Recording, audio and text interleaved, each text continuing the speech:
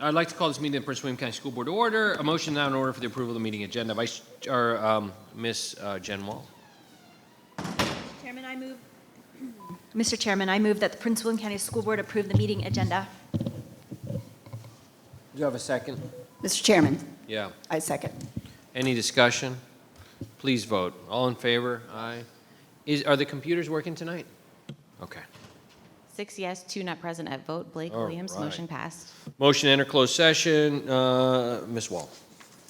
Mr. Chairman, I move that pursuant to Virginia Code Section 2.2-3711 and Section 2.2-3712, the Prince William County School Board enter closed session for the following reasons. 1, to discuss with staff the assignment, appointment, promotion, performance, demotion, salaries, discipline, or resignation of specific public officers, appointees, or employees of any public body pursuant to Virginia Code Section 2.2-3711A1. 2, to review the grievance appeals of employees T25-002, T25-003, and T25-004 pursuant to Virginia Code Section 2.2-3711A1 and 8. 3, to discuss with Division Counsel and staff actual or probable litigation and specific legal matters involving staff, students, and other civil litigation involving the school division under Virginia Code Sections 2.2-3711A7 and 8. 4, consultation with legal counsel regarding the legal implications of a development condition being proffered to the Prince William County Prince William County Board of County Supervisors in connection with county rezoning application number REZ 2024-00035 Alderwood at Kettle Run, pursuant to Virginia Code Section 2.2-3711A8, and 5, to discuss and receive briefings by staff members related to the security of school facilities, the safety of persons using such facilities, and actions taken to respond to such matters where discussion in an open meeting would jeopardize the security of such facilities pursuant to Virginia Code Section 2.2-3711A19. Do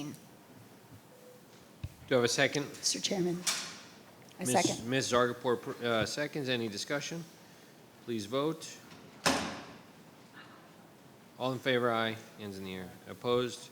No opposition. At this time, the school board will enter closed session and return in about 1 hour. Thank you.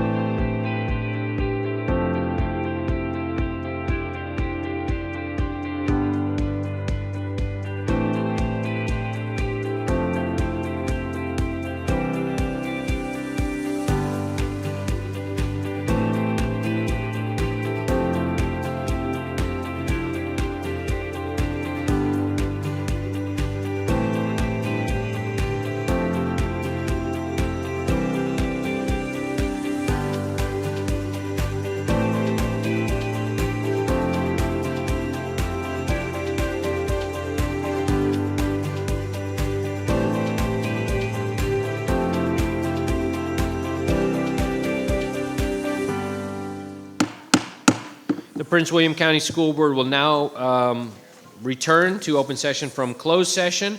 Closed session certification is required at this time. Jen Wall. All right, I move that pursuant to Section 2.2-3712 of the Code of Virginia, the closed session of the Prince William County School Board meeting of June 4th, 2025 be certified by adopting the following resolution. Now therefore be it resolved that the Prince William County School Board hereby certifies that, to the best of each member's knowledge, 1, only public business matters lawfully exempted from open meeting requirements were discussed in a closed meeting to which this certification resolution applies, and 2, only such public business matters as were identified in the motion convening the closed meeting were heard and discussed or considered by the school board.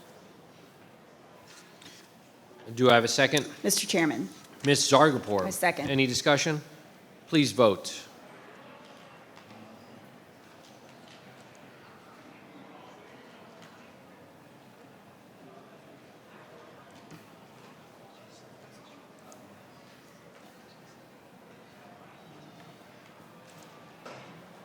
Nothing's popping up.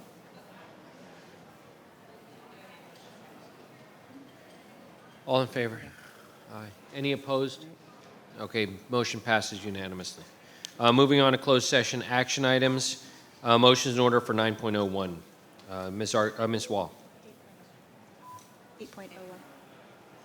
It says in the script, okay, 8.01. Ms. Wall. Mr. Chairman, I move that the Prince William County School Board approve the appointments and releases of specific employees as presented in closed session. Do I have a second? Mr. Chairman, Ms. Williams. a second. Any discussion? Please vote. Are we still doing hand? They're troubleshooting, but hand vote will work. All in favor of motion, vote aye. Raise your hand. Any opposed? We have, I need to see hands. it's, so 5 yes, 2 abstain, 1 not present at vote. Blake, motion passed. Who abstained? Tredenick Wilk and abstained. Tredenick. Okay, you gotta say it out loud. All right, moving on to 8.0, what are we doing? 8.02, motions in order, Ms. Wall. Mr. Chairman, I move that the Prince William County School Board uphold the superintendent's recommendation of dismissal in employee case number T25-002, and further, that the chairman at large is authorized to provide a written decision to the employee reflecting the school board's decision. Do I have a second? Mr. Chairman, Ms. Williams, Second. any discussion? Okay, please vote. All in favor? Aye. Hands up, I need to see them. Okay, good. Any opposition? Okay, no opposition, motion passes unanimously.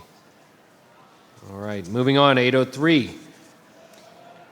Mr. Chairman, I move that the Prince William County School Board uphold the superintendent's recommendation of dismissal in employee case number T25-003, and further, that the chairman at large is authorized to provide a written decision to the employee reflecting the school board's decision. Do I have a second? Mr. Chairman. Ms. Williams. second. Any discussion? Please vote. All in favor? Okay. Any opposition? No opposition noted. Motion passes unanimously. Ms. Wall. Okay, Mr. Chairman, I move that the Prince William County School Board uphold the superintendent's recommendation of dismissal in employee case number T25-004, and further, that the chairman at large is authorized to provide a written decision to the employee reflecting the school board's decision. Do I have a second? Mr. Chairman, Ms. Williams. Second. Any discussion? Please vote. Hand vote. All in favor? Yes. Hands up in the air. Okay. Any opposition? No opposition noted. Motion passes unanimously. At this time, we will move to the Pledge of Allegiance. I would like to invite our student representative, Kaylee Tom, to lead us in the pledge, and she is from Brentsville District High School.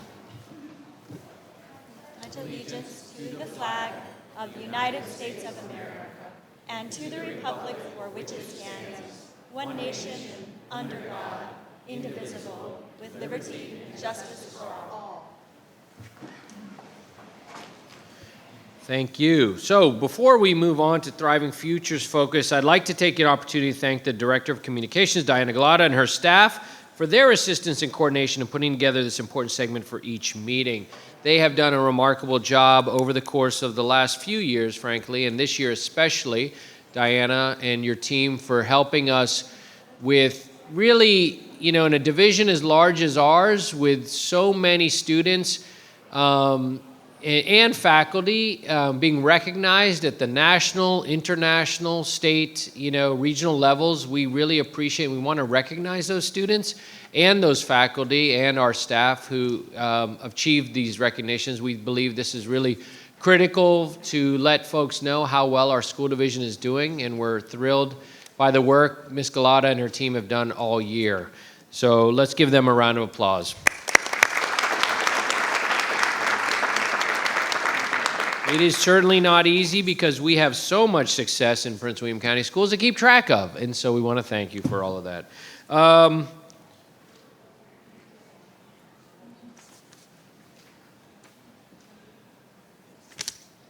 What am I doing? Okay, got it. All right. Sorry about that. I am a little bit out of whack today. Good evening, everyone. Thriving Futures Focus is the opportunity to highlight the exemplary work being accomplished in our schools, fulfilling our vision that every student will graduate on time with the knowledge, skills, and habits of mind necessary to create a thriving future for themselves and their community. We dedicate this time during our meetings to recognizing students, staff members, and schools that have earned an honor award at the state or national level. We appreciate how these honorees have positively represented Prince William County Public Schools, and the school board is proud to recognize them publicly for their accomplishments. As this is the last Thriving Futures Focus for the current school year, We have a lot to celebrate. I appreciate the patience of our audience and guests as we recognize several groups and take several pictures. I promise we will try to be as efficient as possible. First, the school board must recognize two impactful employees in our division who are entering a well-deserved retirement. And that is Denise Hebner and Todd Erickson. Let's give them a round of applause.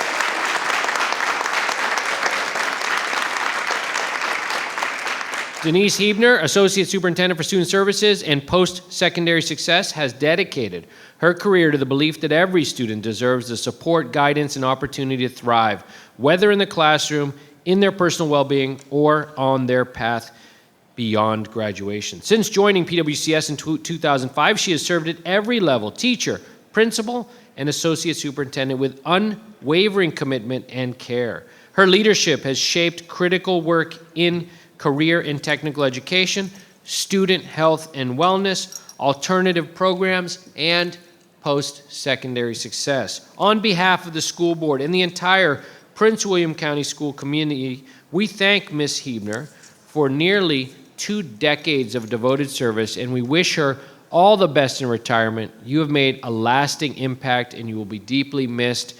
And I would personally add, before we ask you to give some remarks, that Denise Hebner was a pillar that kept the school division standing during the pandemic, and for that, the board will be eternally grateful and will always consider you a friend and a colleague. Ms. Hebner. Thank you, Chairman Lateef.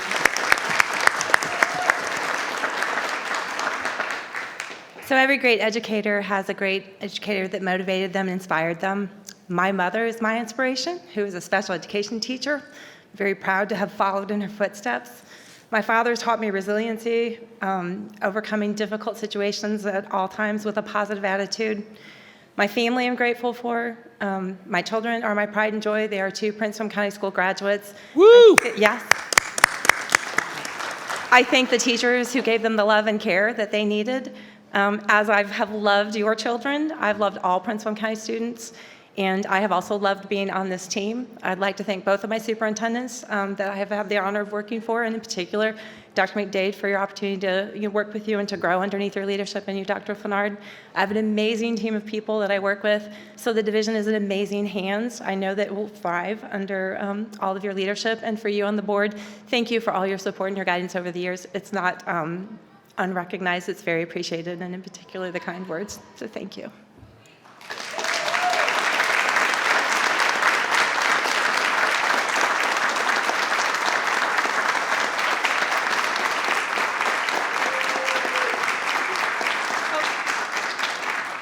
And I have to thank my amazing husband who's put up with me.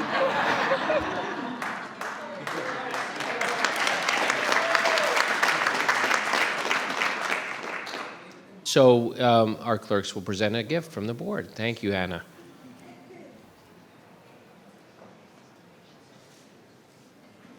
Thank you, Ms. Hebner. Thank you so much. This evening, we also recognize the retirement of Todd Erickson, Associate Superintendent for Central Elementary Schools. For more than 2 decades, Todd has brought a calm, steady, I'm going to add sober, and student-centered approach to every role he has held, from the classroom to the principal's office, and ultimately to his leadership of 23 elementary schools across our division. Since joining PWCS in 2001 as principal of Occoquan Elementary, Todd has exemplified what it means to lead with both heart and results.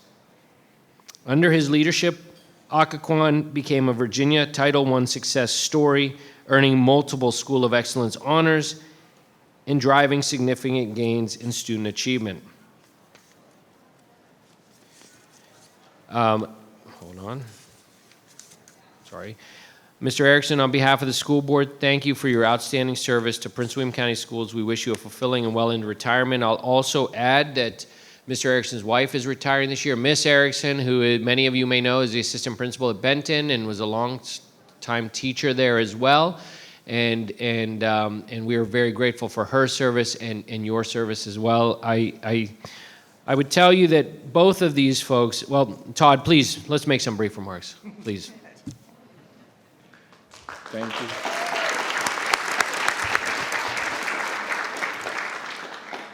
Chairman Lateef, Vice Chair Mr. Blake, awesome members of the school board, fabulous Superintendent Dr. McDade. It's been a pleasure to serve this profession for the past 38 years. It's been probably the best professional piece of my life was when I was entrusted with the leadership of Occoquan Elementary School in 2001. Dr. Lateef, it was a joy and a pleasure to put together a strong culture that did wonderful things. And then to be entrusted in this role here as Associate Superintendent, where I've served the schools for 17 years, has been such an honor. And I as we kind of go into retirement, I just want to say how thankful and grateful I've been for the opportunity. Thankful and grateful for you as a school board, for your support, for the school division, for the superintendent, for the kids of this wonderful school division. This is a destination school division, and I'm so proud and honored to have been a part of the success of this division for the past 24 years. Thank you very much.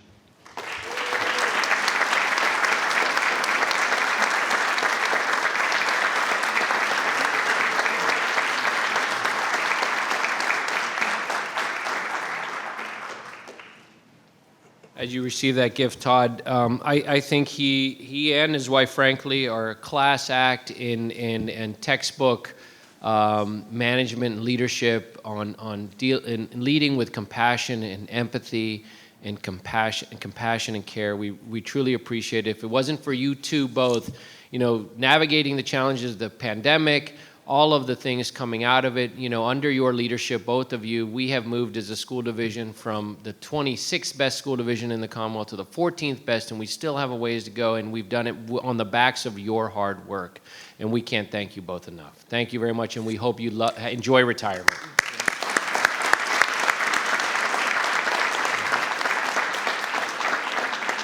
All right, at this time, the school board will now recognize our individual awardees. We will begin in the wonderful Coles District with our absolutely spectacular representative, Mrs. Lisa Zargapur.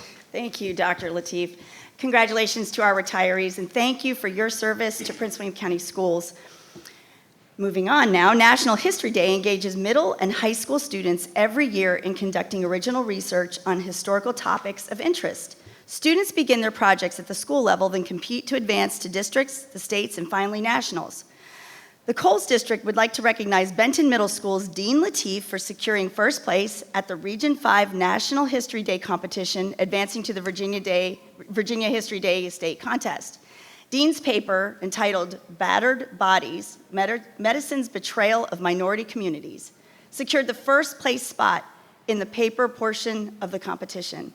We also recognize Dean for being awarded a Medical College of Virginia Foundation's Medical History Prize for his same paper, presented by Virginia Commonwealth University Health. Benton Middle School is represented tonight by Assistant Principal Mary Newman. Dean, would you care to share a few words? Yeah, so firstly, I'm honored to be here this evening. Thank you so much for recognizing the National History Day competition, first of all.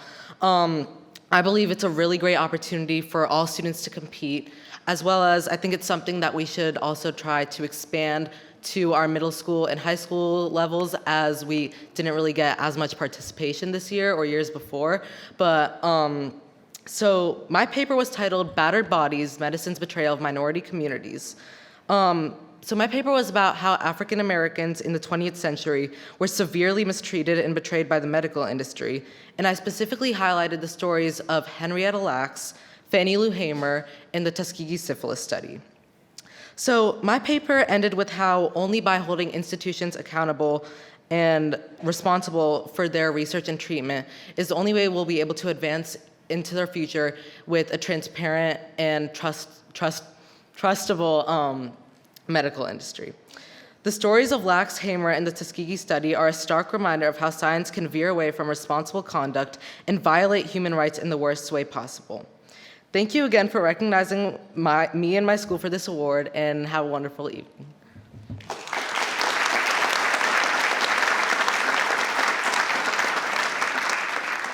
All right, congratulations. Ms. Wall, representing the incredible Gainesville District, would you recognize your honorees? I would be honored.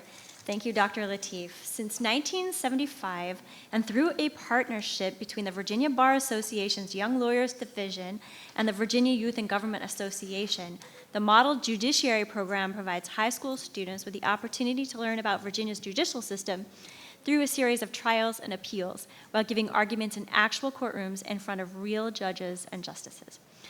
The Gainesville District would like to congratulate Battlefield High School's Anandya Sampath and Sakshi Gowda, and it looks like only one of you are here tonight, for being the overall state competition winners at the 47th Annual Model Judiciary Program Supreme Court Round.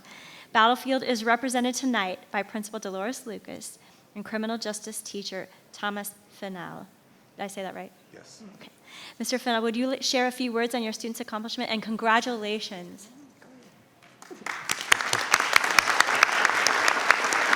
Good afternoon.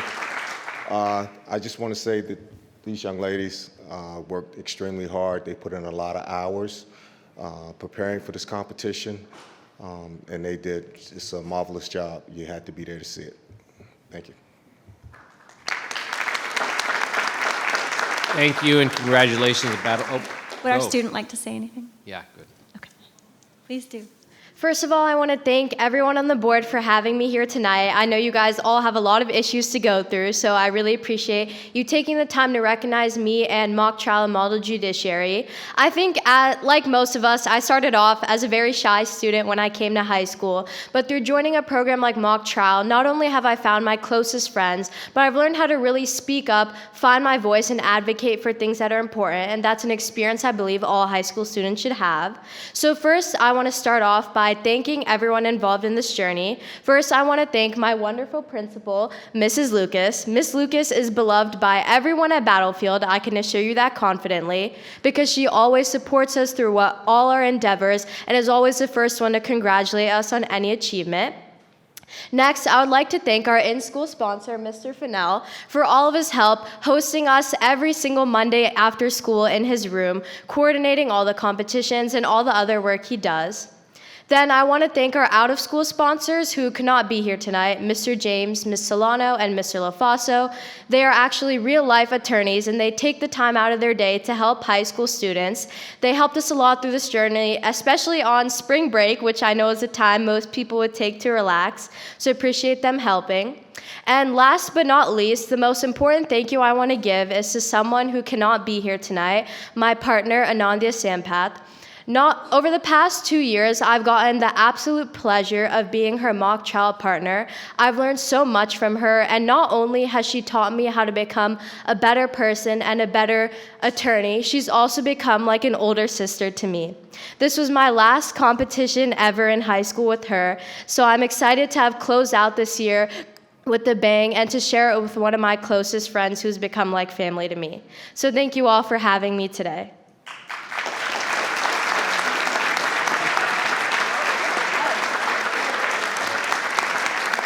We have the lawyers standing up first. Congratulations. All right. Ms. Williams, representing the fantastic Woodbridge District, we have Ms. Lori Williams. I invite you to present your honorees. Thank you, Chairman Lateef. The Virginia Department of Education has partnered with VA 250, an organization dedicated to commemorating the 250th anniversary of the Declaration of Independence, to engage students across the Commonwealth throughout the study of civics, history, and democracy to promote the principles of engaged and informed citizenship. Included in this effort was the Expressions of Freedom competition, an opportunity for students to work, share their ideas and perspectives through artwork, videos, audio recordings, or essays in response to the question, what does freedom mean to you? The Woodbridge District is proud to congratulate Ripon Middle School's Aksa Henak, did I get it right? Awesome. For being selected to represent Region 4 in the 2025 Expressions of Freedom contest. Aksa's work was chosen to be placed in a time capsule in the restored pedestal of the statue of George Washington, located in the historic Trafalgar Square in London, England. Ripon Middle is represented tonight by mathematics teacher Carmela Bertrand. Aksa, would you share a few words on your accomplishment, please? Yes. Good evening, PWCS board members and PWCS families. I'm honored to be recognized today for my artwork. I'd like to thank my teacher, Ms. Bertrand, for telling me about VA 250 and encouraging me to compete. My submission on freedom is a combination of 3 ideas expressed in the title, the poem, and the painting. The title is the manifestation of freedom. It reflects on how freedom is not something that you truly know. You can understand a textbook definition of it, but you do not truly understand what it is until you experience it, you feel what it is. And my poem shows the cost of freedom, the things that you need to gain it, the things that you struggle with. And the painting shows a celebration between France and America at the unveiling of a Statue of Liberty. The Statue of Liberty is a very powerful symbol of peace, friendship, and I just want to say for my inspiration for this painting. For my inspiration, I felt as if I didn't have a singular inspiration to show me what to do. Though the Statue of Liberty was a great part of my drawing, I felt as if these everyday things that I see at school, I learn about in social studies, these questions I ask my family members, my teachers, I feel like it just really draws me to ask questions, and I feel like it creates this artwork, this creation that I can do to inspire other people to talk about what they feel, how they feel, what they think about something, to get their opinions. I feel like it's just a very good cycle, and I'm just very honored. Thank you for recognizing me.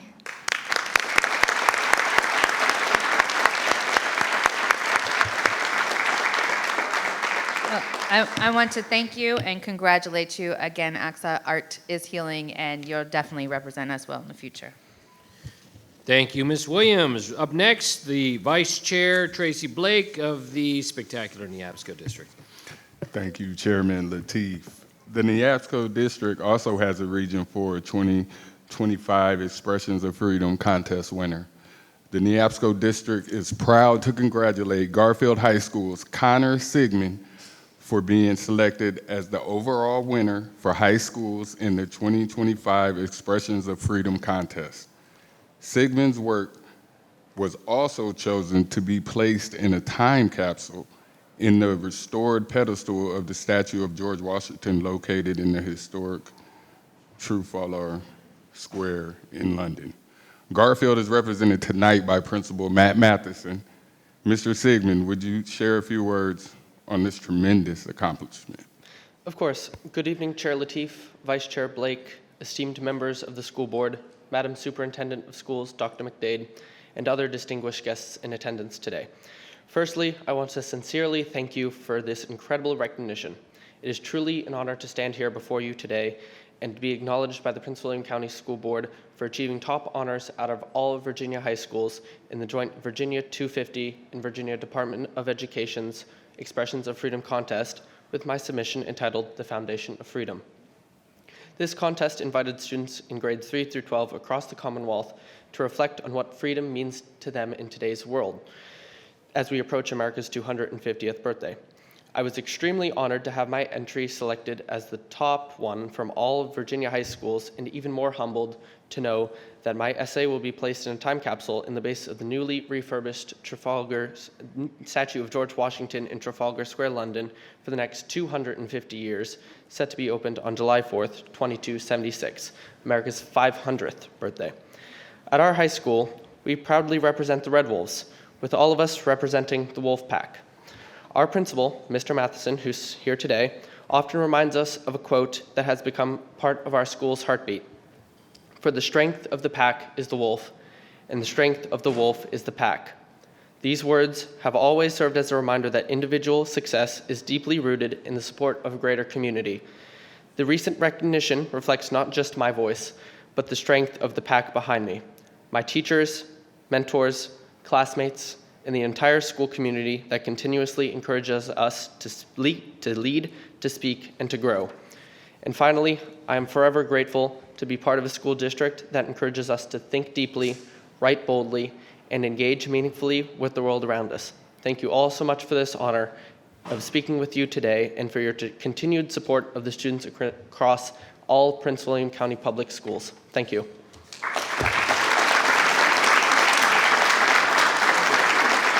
Thank you, Sigmund. At this time, I invite the honorees from our first group of honorees to come forward for a photo with the school board and receive a token of our appreciation. We'll begin with a photo of our retirees. Thank you.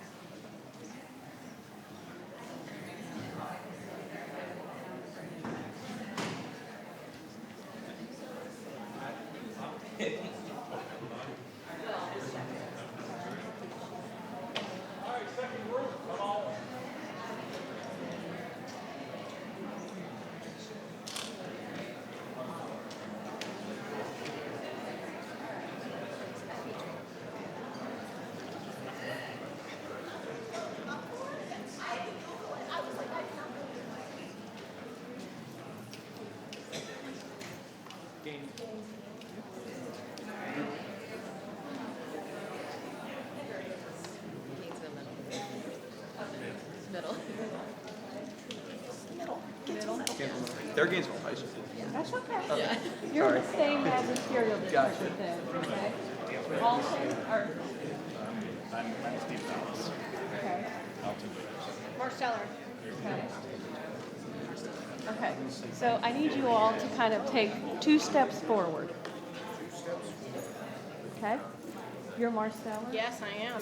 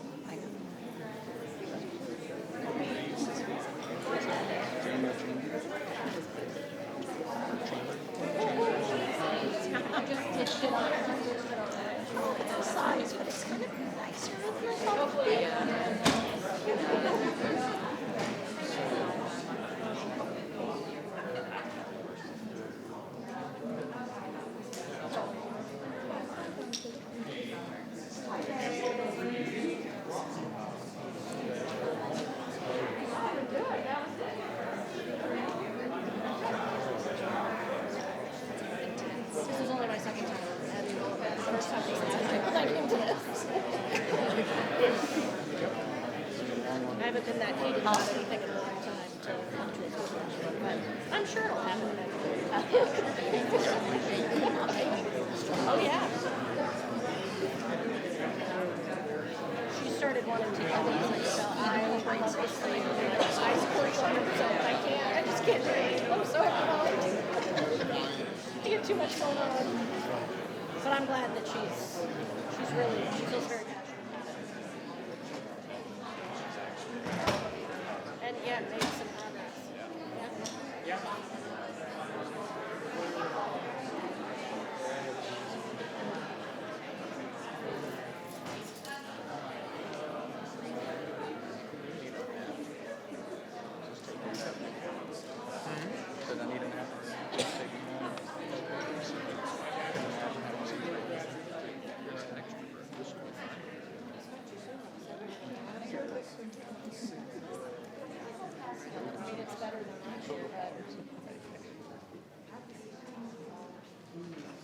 No, we won't be able to.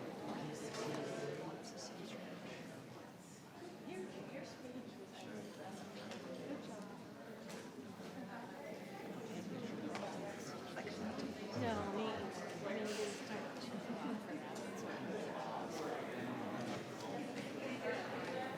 You guys can step up. If you all, if from your black shoes this way, step forward like 1 step. Yeah, let's go. Let's try to make like a straight line. Yeah.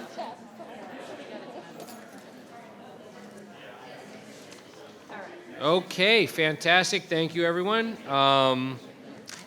Our next set of recognitions will focus on the arts, as Prince William County Schools is proud to recognize 9 schools who earned the Blue Ribbon Award for Excellence in Music. I asked our district representatives to please introduce their district, recognize the award-winning school, and read and acknowledge the accompanying staff. We will begin with Miss Erica Trudenik of the fabulous Brentsville District. Miss Erica. Thank you, Dr. Lateef. The Virginia Music Educators Association Blue Ribbon Award is the highest honor for school music programs in Virginia, recognizing excellence in band, orchestra, and choral performances. To receive the award, all disciplines, band, orchestra, and chorus must receive a superior rating at the state music assessments. The Brentsville District would like to recognize 4 schools who earned the Blue Ribbon Award for excellence in music. Patriot High School, Katie Highfill Orchestra, Elizabeth Selby Choir, Catherine Williams Band, and Monica Sealer, Assistant Principal.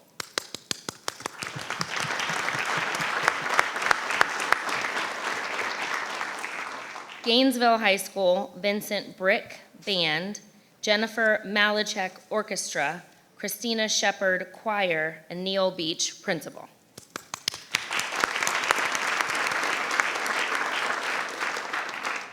Gainesville Middle School, Stephen Ballas Band, Alexandra Bertkey Choir, Alton Peters Choir, Michael Persons Orchestra, and Ed Schultz Principal.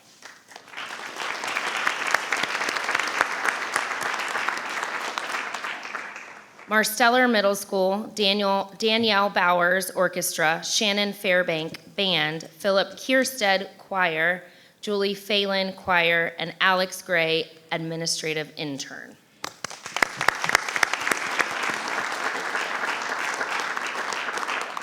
Congratulations to our 4 Blue Ribbon Award schools from the Brentsville District. Mrs. Zargapur, I believe you have the next honor. Thank you, Ms. Trudenik. The Coles District would like to recognize 3 schools who earned the Blue Ribbon Award for Excellence in Music. First is Charles J. Colgan Senior High School with Ben Bernstein in orchestra, Timothy Grant Band, Carrie Staley Choir, and Karen Riddle Assistant Principal.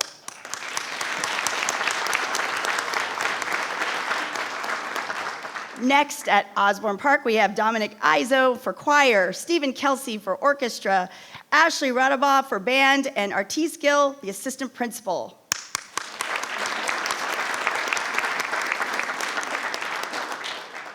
And last, we have Parkside Middle School. We have Catherine Huska for orchestra, Abby Izo and band, Daniel Loudon band, Felix Palendi in choir, and Shanette Miller is our assistant principal.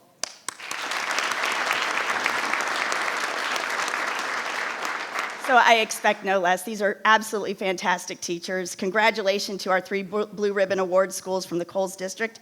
I now turn the spotlight over to you, Mrs. Wall.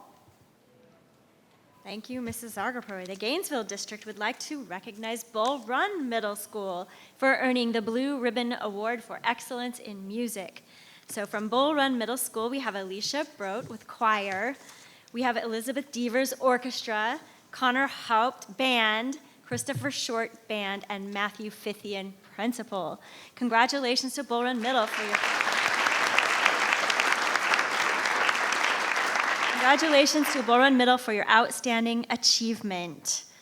Thank you for coming tonight. Next, I invite Mr. Wilk to share his recognition. Thank you, Ms. Wall. The Potomac District would like to recognize the Potomac Shores Middle School for earning the Blue Ribbon Award for Excellence in Music. Potomac Shores Middle School, Emily Davies, Andrew Kerper, Miles Matalavaj, Amy Ruhlman, and Kanika Dorsey, the principal of the building. Congratulations, Potomac Shores. I also have the honor of one additional recognition sponsored by the National Association of Music Merchants Foundation, and now in its 26th year, the Best Communities for Music Education program recognizes school districts that demonstrate a deep commitment to music education. Prince William County Public Schools has once again been recognized as a 2025 Best Communities for Music Education. Yay.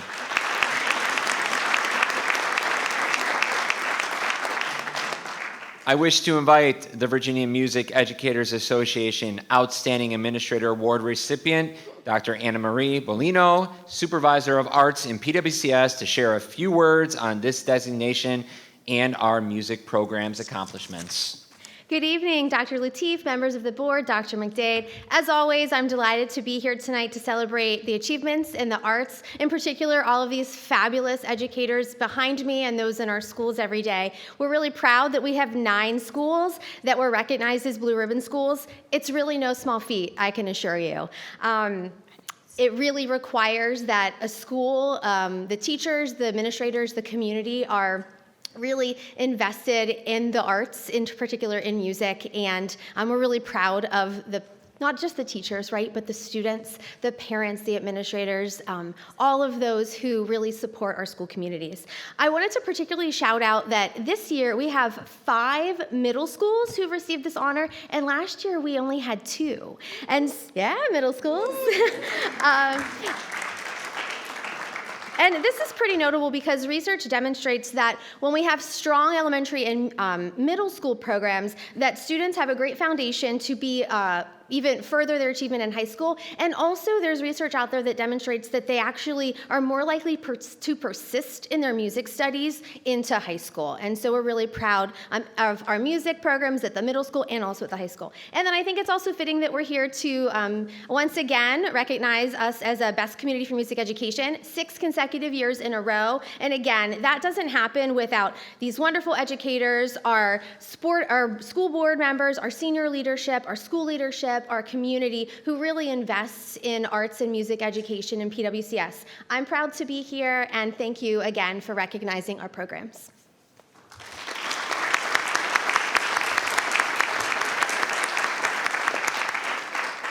Thank you, Dr. Bolino, for your significant contributions, and thank you to our 9 Blue Ribbon schools, along with the staff and students who make it happen every day. At this time, I invite our designated schools to come forward for a photo, and we'll begin with a photo of our 4 Brentsville District schools.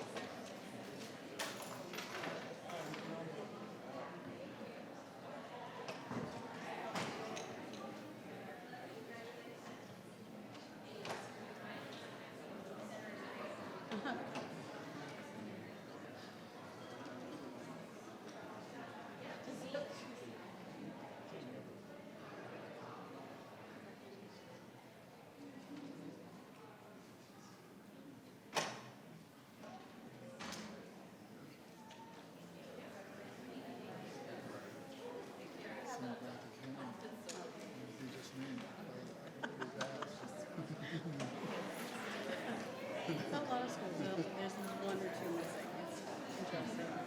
I think that's the only. Or games. Yeah. Just over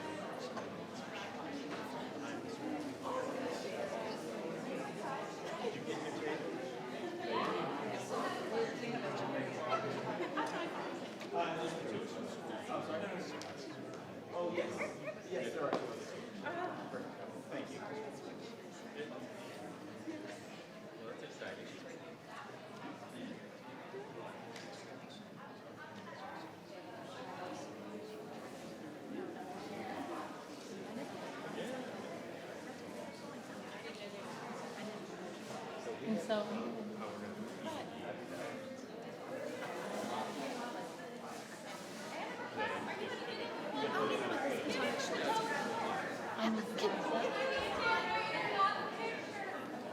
How many teams of that? Is there 8 teams?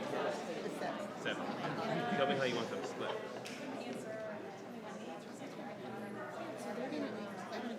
Oh, half and half. But join it with POE. Okay. I got it. That's mostly independent. Okay, POE.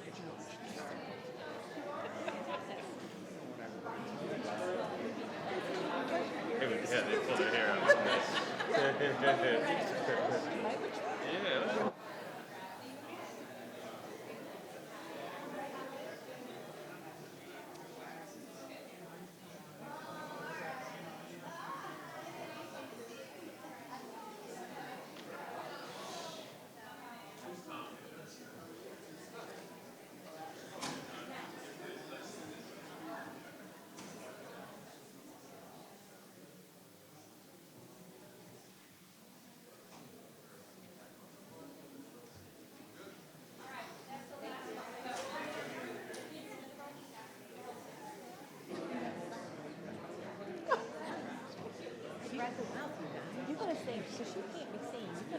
I'll stand behind you. We're good.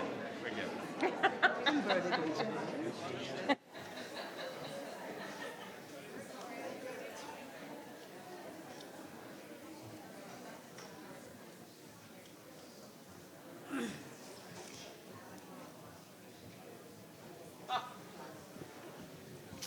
Okay. Okay, thank you once again and congratulations. We now turn our spotlight towards career and technical education with a recognition in Project Lead the Way and in robotics. We will start with Ms. Wall of the Gainesville District. Ms. Wall. Thank you, Dr. Lateef. Project Lead the Way is a nationally recognized program designed to expose students to university engineering courses at the high school level. The program is the largest pre-engineering program in the United States. The Project Lead the Way, or as PLTW, Distinguished Recognition Program, celebrates a school's commitment to helping students own their education by increasing student access, engagement, and achievement in their PLTW programs. The Gainesville District would like to recognize Battlefield High School for their selection as a 2024-25 Project Lead the Way Distinguished High School. Representing Battlefield's PLWT program is Principal Dolores Lucas and Technology Education Teacher Michael Spudik. We are so proud of your recognition.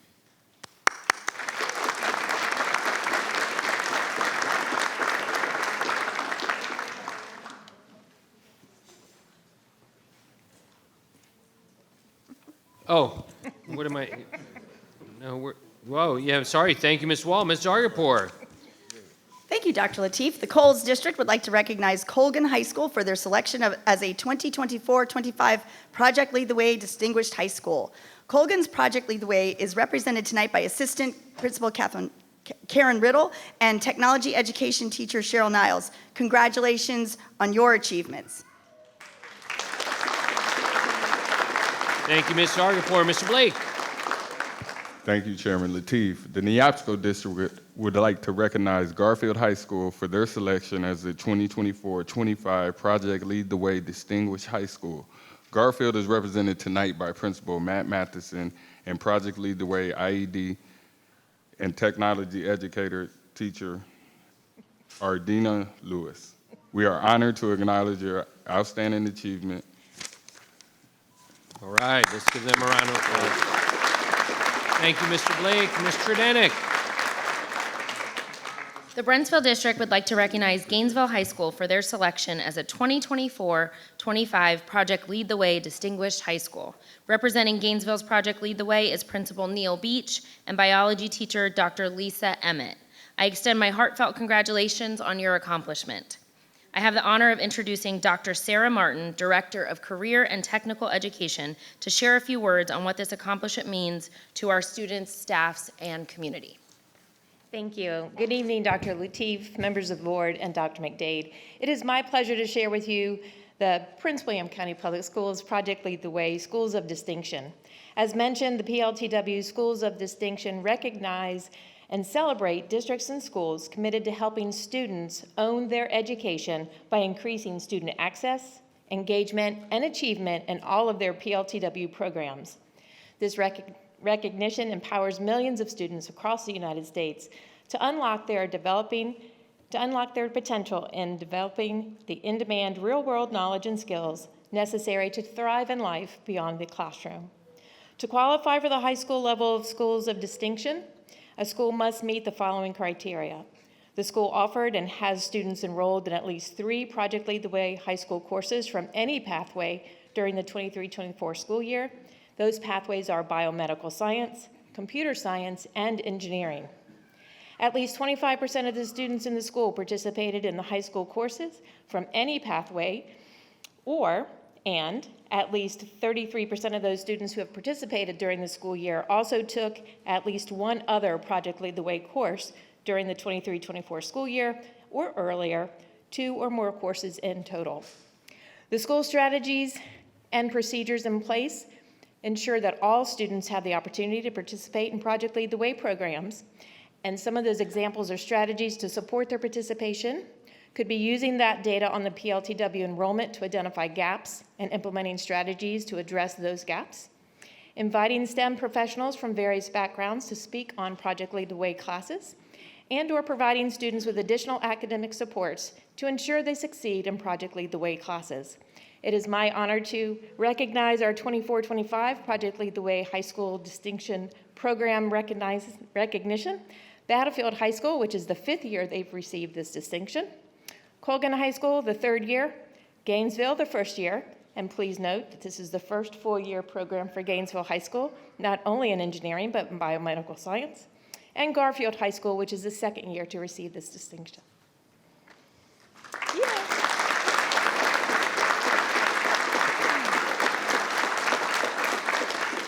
Thank you, Dr. Martin, and congratulations again to all of our distinguished schools. Next, we turn to our robotics teams, and we will begin in the Coles District with Miss Lisa Zaripur. Thank you, Dr. Lateef. Robotics continues to grow in popularity across PWCS, capturing the interest of students at all grade levels.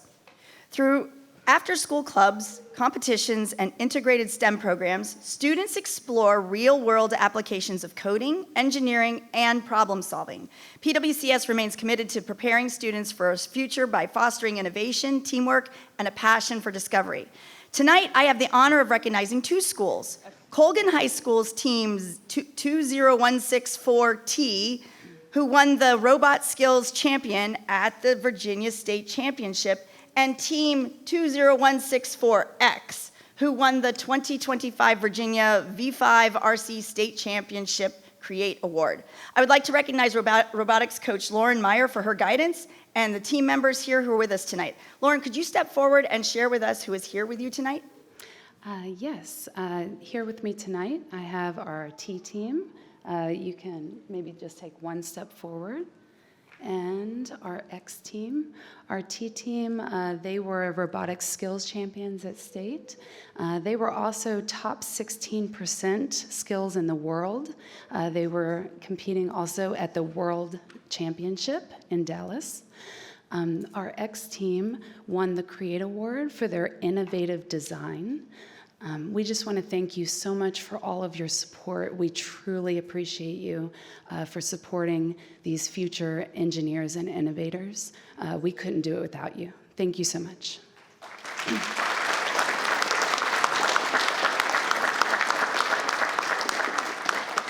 And I don't think your team, I'm gonna brag on this team for just a second, because your coach was telling me about how mindful you are about everything that you guys do, how well you work together, how you really take care of the spaces that you're in, and just you're model people.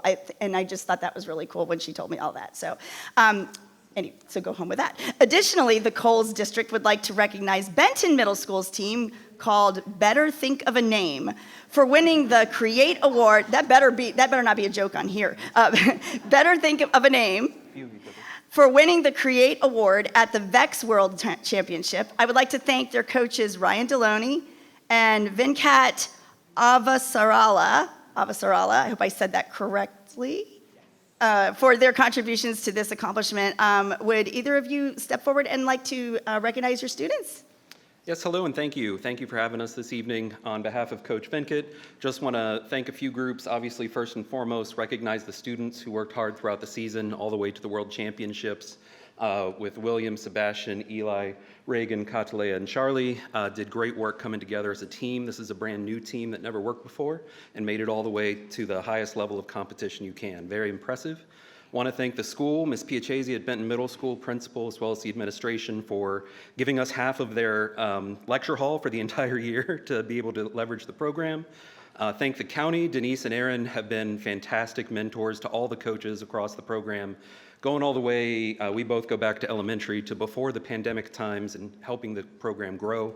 And then, of course, to the school board, thanking you for your continued funding and support. This is really where students get those real-world skills they'll need, both the non-technical in terms of teamwork, how to talk to other adults, how to go through interviews, and then the technical between designing, building, coding, and overcoming challenges. This has really laid a foundation, and watching them grow throughout the year, and excited for their growth as they go on into high school and beyond. This has really been a huge benefit, so thank you for your continued support.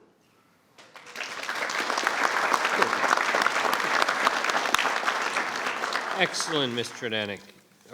Excellent, Ms. Zargarpur. Ms. Tredanik, next. Thank you, Dr. Lateef. The Brentsville District would like to celebrate Patriot High School's team, Chesapeake Crew, winning the C. Perch Prince William County Schools Division Championship, which earned them a spot to compete at internationals this past weekend. There, the Chesapeake Crew took the first place Ingenuity Award, the first place Community Outreach Award, the first place Mission Course, and the first overall international class champion. Way to go, Chesapeake Crew. Congratulations.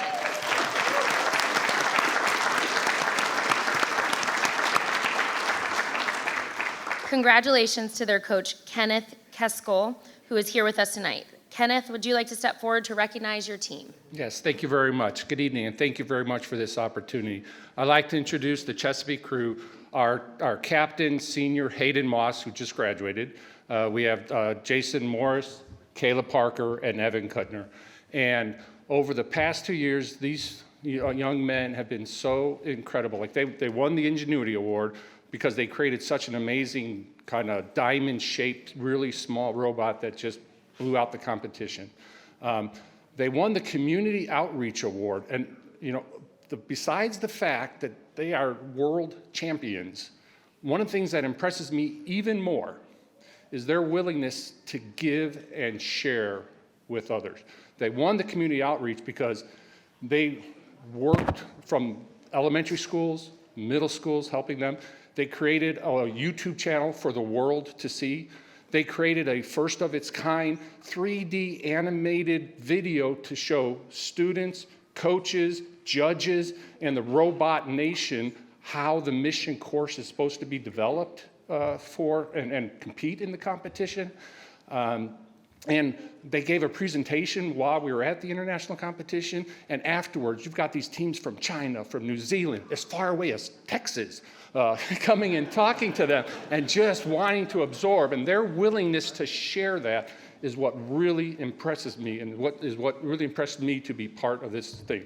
Their creativity is amazing. They taught me how to create a robot, and I think we have, I know you're going to talk drones next, I think I have the world's only underwater F-22 ROV. So it's incredible what these four men have done. So thank you very much for it.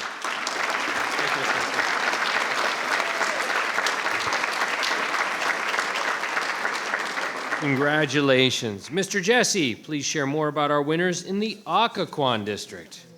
Thank you, Chairman Lateef. The Occoquan District would like to recognize Lake Ridge Middle School, Charlie and Delta teams for collectively bringing home 4 national trophies.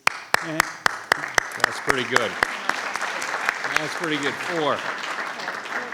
And we're not done.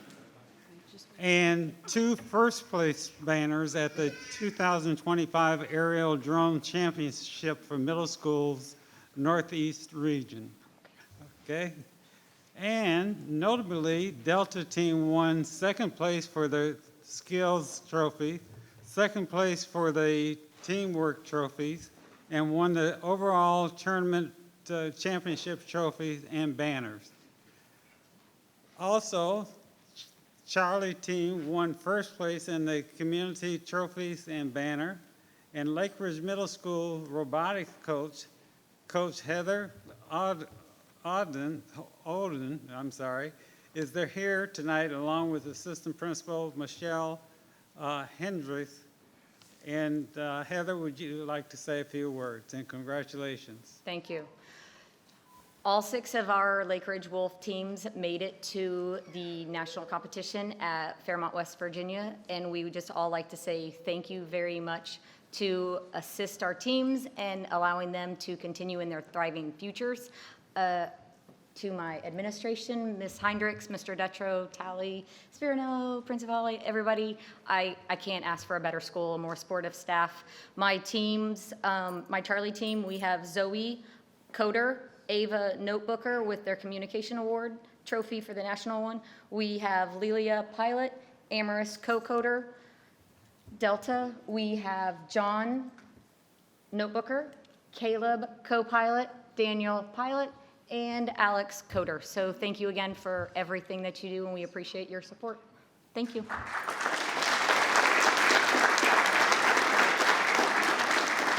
Well done. And remind me, Coach, were you guys here last year too, right? Yes. Yes, let's do it again next year. Fantastic. No pressure. Mr. Blake. Thank you, Dr. Lateef.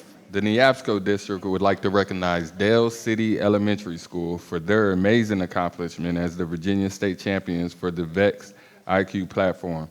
This is the first time our school has even made it to the state competition, so we are beyond proud. The team named the Dunk King Donuts won under the coaching of Kevin Weaver and Rochelle Merolo. Kevin or Rachel, sorry, Rachel. I would like to invite you to recognize your students.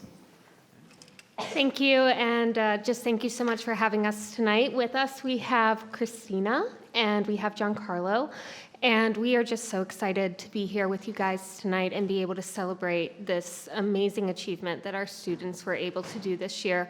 This is the first year that either of them have done VEX Robotics, and so to make it not only to the Virginia State Championship, then to win that and go on to Worlds was just a huge achievement for them and for our school. And so we would also like to thank the support of our administration, Mr. Slater and Ms. Baldwin, and your support as well. Thank you for giving us the opportunity to be able to do this with our kiddos.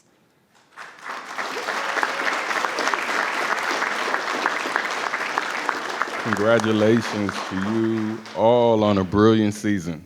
I have the privilege to introduce Aaron Lowry, Coordinator of Robotics in the Department of Student Activities and Athletics, who will share a few words on these schools' accomplishments.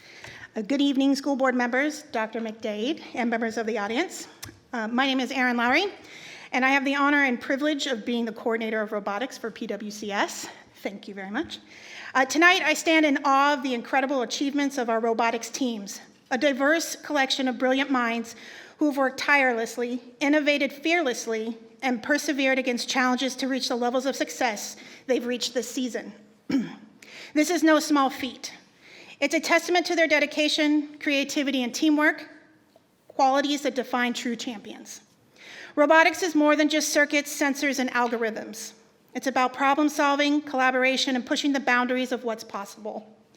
Each of our teams has demonstrated the heart and intellect required to compete at this level, proving that they belong among the best. Their late nights spent debugging code, refining designs, and perfecting strategies have led them to this proud moment. Winning isn't just about trophies. It's about the knowledge gained, the friendships built, and the inspiration sparked along the way.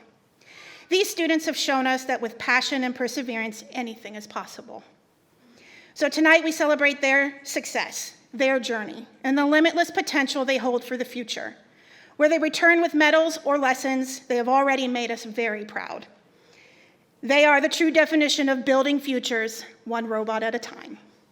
In closing, I'd like to thank the school board and Dr. McDade for taking the time to recognize the successes of these teams and for your continued support of our competitive robotics program. Congratulations to all of our teams. You are the champions of innovation. Thank you.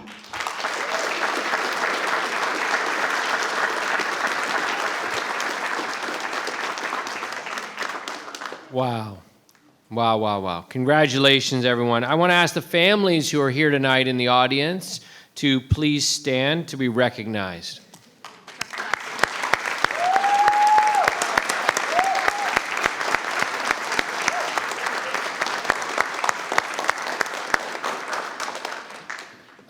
A point of privilege, I have been a robotics parent for 4 different children and at different levels of robotics. And whether it's Project Lead the Way or robotics, you are all learning how to collaborate, cooperate, and compromise, the greatest skills that will help you succeed no matter where and what you choose to do in the future. And for that, I think the school division does an incredible service to our students to provide these opportunities. And while we recognize our winners here, every child who competes in robotics and Project Lead the Way are winning across our county, and we can't thank our administrators, superintendent, all of our principals and staff, and most especially our parents. Those of you who support our babies, our children, and are there every day for that hard work, they cannot do it without you, and it is with you that you have made this school division really one of the top school divisions in the nation for competitive robotics.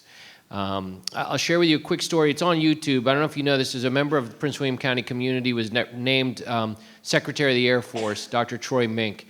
He spoke, and he was approved by the Senate last week, and he spoke at the Air Force Academy's commencement last week.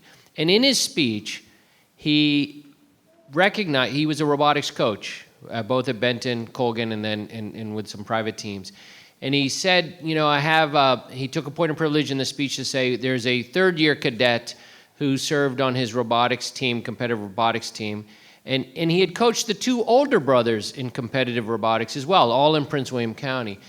And he said, the youngest, though, by far, the one at the Air Force Academy, is the best and the brightest, and it's because the other 2 chose the Naval Academy. And I think that speaks to the heart of what I think our school division is really trying to prepare you all for. You know, whether you end up at an academy or a community college or in the military or at a job when you leave here, we want you to have the knowledge, skills, habits, and minds to launch a thriving future for you and your community. And we care deeply about that. And so I can't thank the parents here more. I mean, you being engaged and being a part of this has made this school division just a great place to send our kids. Thank you, and let's give the parents another round of applause.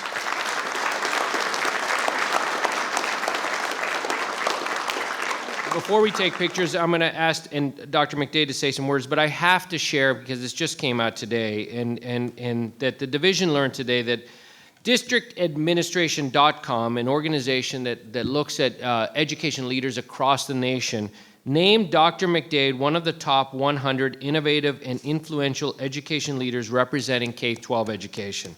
I want to congratulate her.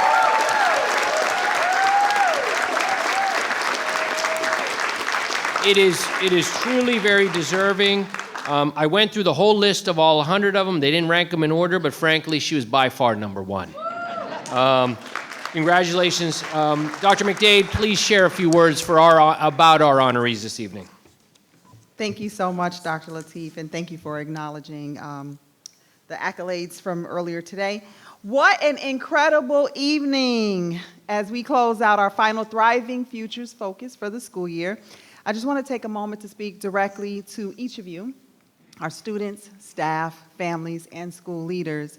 Because of the significant size of the group this evening, I know that some of our honorees have already left, but I wanted to make sure I call out the amazing talents of our students and staff members. So congratulations to all of our honorees. Your hard work, talent, and dedication have earned state, national, and international recognition, making your entire PWCS community proud.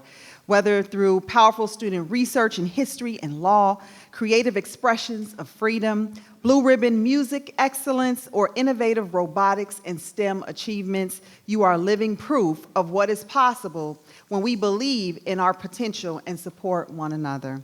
To our educators, our principals, and coaches, from the bottom of my heart, I want to thank you, because our students wouldn't be able to take advantage of these opportunities and reach their full potential if there were not educators and leaders like you that are sponsoring these activities, doing all of the travel and all of the things that are necessary to coach and support and encourage our students and motivate them to pursue their talents. So the work that you do not only matters, it is making a significant impact on the lives of our children. So a heartfelt thank you to you for all of these accomplishments as well. You inspire and you uplift, and I need you to know how important that is to our school system. I also want to honor Denise Hebner and Todd Erickson. Thank you both for your years of service.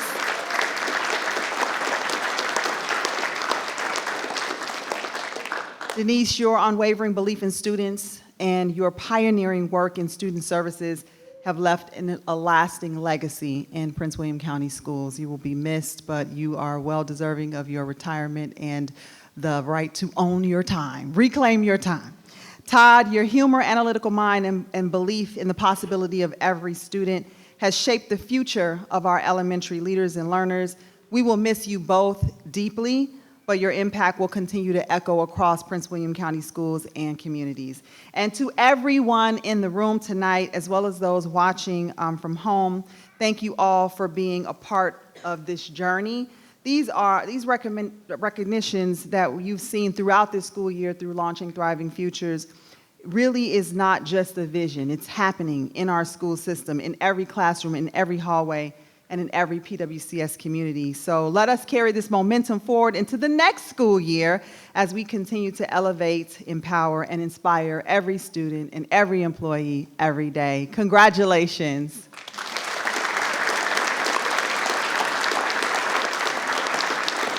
Thank you, Dr. McDade. At this time, I invite our honorees to come forward for a photo with the school board and receive a token of appreciation. We'll begin a photo with our 24-25 Project Lead the Way Distinguished High Schools. We'll do a... Charlie, Delta, why don't you guys sit back here so that if you guys want to just... I know. But I'm very jealous of all of you. My butt is not.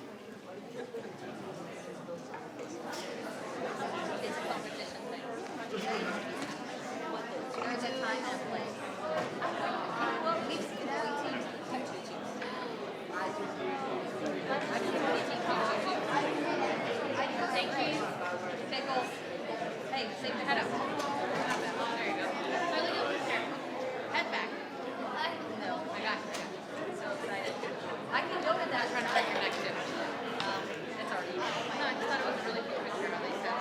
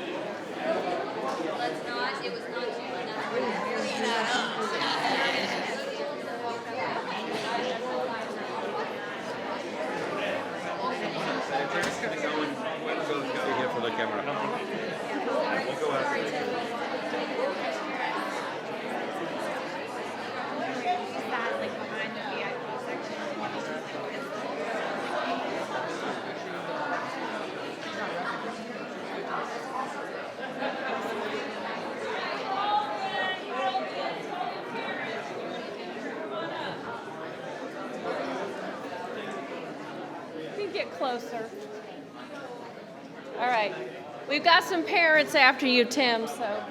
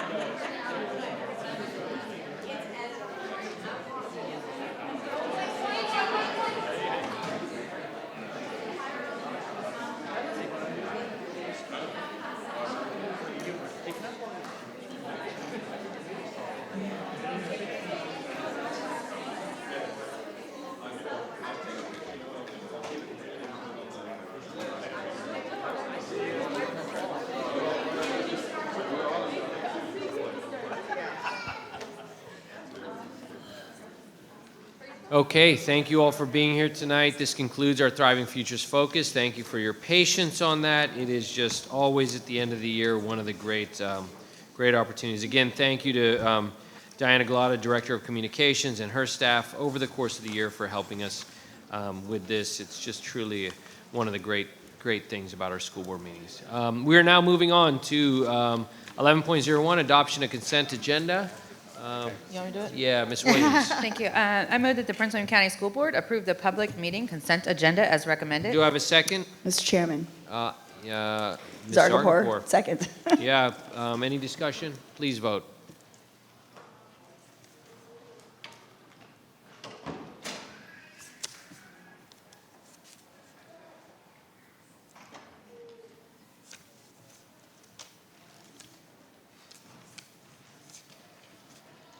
Vote is 8 yes, unanimous, motion passed. Moving on to the approval of acknowledgements and recognitions. A motion is ordered. Ms. Blake. Mr. Chairman, I move that the Prince William County School Board approves the adoption of acknowledgements and recognitions as recommended. Do I have a second? Mr. Chairman. Ms. Williams. Second. Any discussion? Please vote.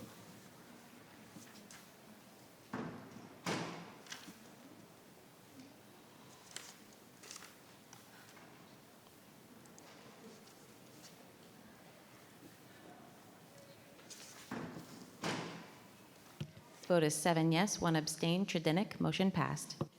Moving on to citizen comment time. Those citizens who signed up in advance for the clerk may address the school board this evening when they are called to the podium. The citizen comment period for regular school board meetings is 1 hour. Citizens may speak on the agenda items or other topics germane to the operations and policies of Prince William County Schools. Please use proper decorum manners while at the podium, or you will be asked to step aside. We ask that the audience please be respectful to each speaker and refrain from any clapping, cheering, or jeering to avoid disruptions of the meeting. If you do not do so, the board will recess, and I'll ask the room to be cleared to restore public order. Tonight, we have 8 citizens signed up to speak. When I call your name, please come to the podium and state your name and address for the record. Just so you know the order, it'll be Anand Desai, Madeline Bernecka, Morse Hill, Riley O'Casey, and Patricia Bright for the first 4. Anand Desai.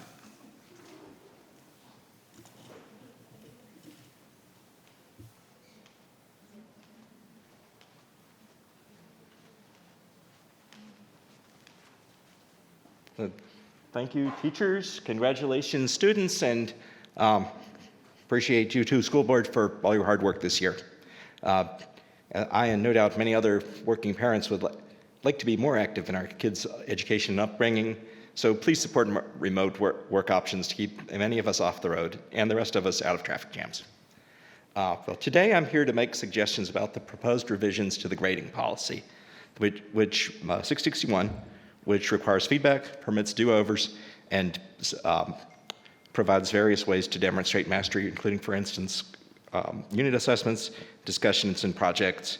I think these overlap with what I've seen in the news, equitable grading, and also to ask you to extend a principle of meeting students where they are and helping them grow to let kids test ahead and skip ahead or grade accelerate.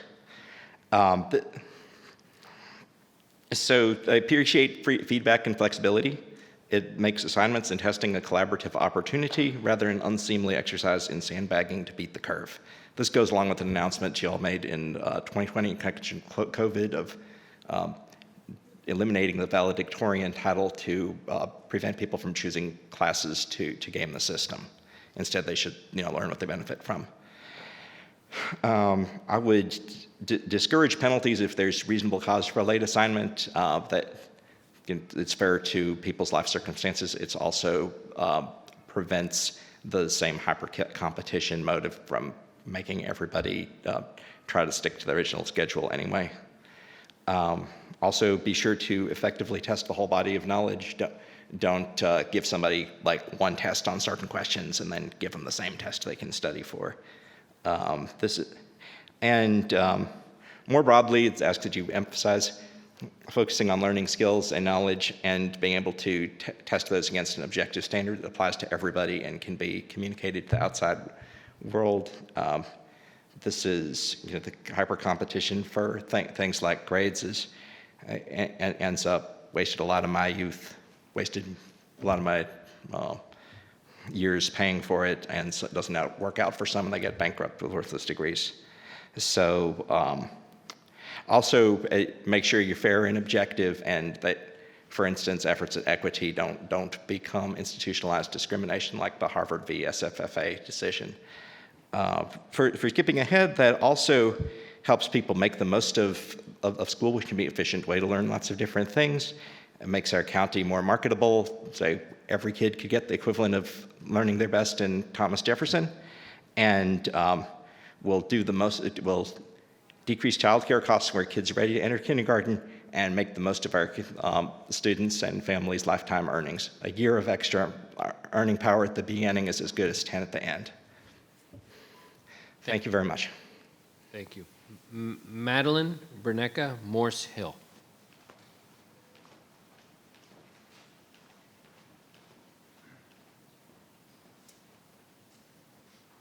Thank you for having me today.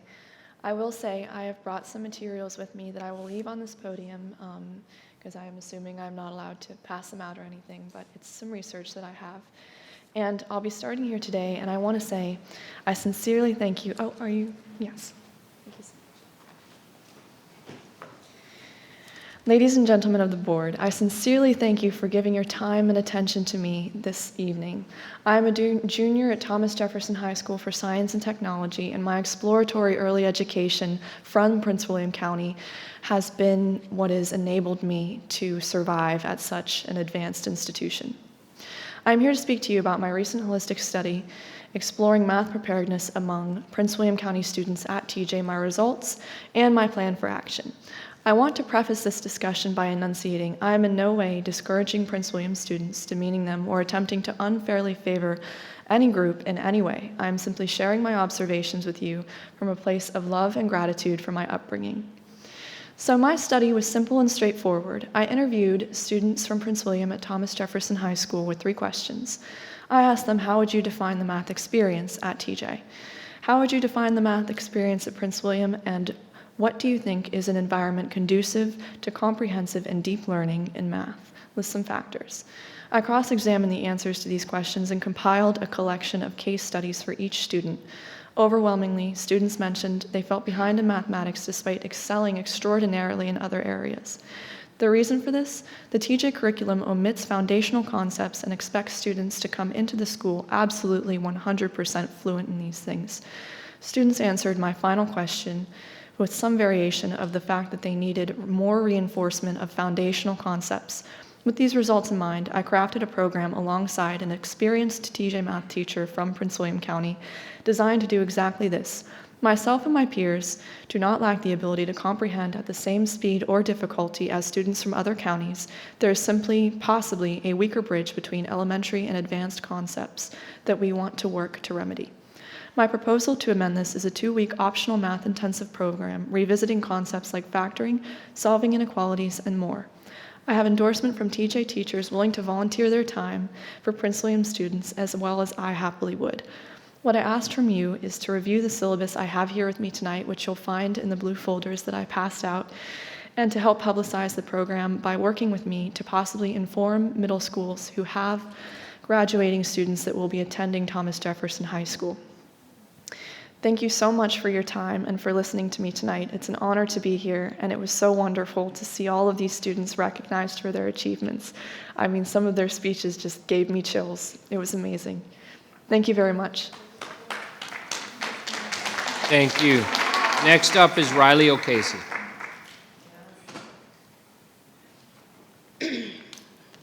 Good evening, Dr. Lateef, board members, Dr. McDade. My name is Riley O'Casey, and my address is on file. It's been a long time since I've been at this podium. As a veteran teacher in this division, I spend the summers reflecting on the year behind me, the good, the bad, and the truly excellent. Tonight, I respectfully ask every adult in this room to do the same. I come before you not just as a teacher, but as someone deeply invested in the future of our children. I believe in the power of education to transform lives, but I need to be honest. I'm not sure I can make it the 5 more years I need to reach retirement. Every decision made by central office leadership should be guided by two essential questions. Is this good for our students? Will this create more work for our educators? If the answers are no and yes in that order, then we are not making the right decisions for our kids. One more step added to one more form for one more person to check one more box.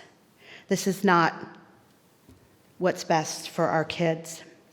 The crushing workload placed on teachers is pushing us to the brink. The endless stream of accountability measures are stealing time and energy from the very thing that matters most, our students. The pressure to collect data, raise scores, raise them higher, and keep going higher, and administer constant testing has reduced our students to numbers. It has stripped them and us of individuality and joy. Every time a new directive is issued, I wonder, is this from the national level? Is it from the state? Or from here at home? Regardless of where it starts, we cannot continue at this pace. What will raise test scores? Let teachers teach. Let us stay in our classrooms and do the work we know how to do. Why are all students expected to take the same tests, the same retakes, the same formatives? Uniformity does not raise achievement. What will improve outcomes? Give teachers the time and space to plan, collaborate, and reflect. Are CLT notes really improving instruction, or are they checking a box? What will help? Encouraging administrators instead of pressuring them for better and better and better data. They cannot lead effectively when they are constantly focused on what's wrong. This is not about being frustrated. This is about a system that many feel is breaking. If we are losing our educators, Thank you, Ms. O'Casey. it will impact students. Thank you. Patricia Bright.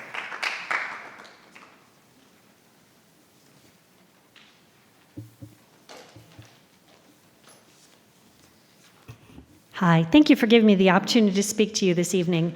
My name is Dr. Patty Bright. I'm a resident of the Occoquan District. I'm a proud foster mom of an Osborne Park High School student.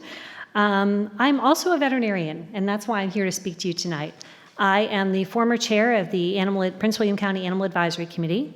I'm here to request that you consider the creation of a veterinary science or an animal science CTE program. I know this is a discussion that's been brought up here before. I know there's been support for this, and I just really want to reiterate from the veterinary community, as well as other animal science related communities, how important this is. As a veterinarian, I've spoke with a number of my colleagues, not only at veterinary clinics, but also groomers, breeders, boarding facilities.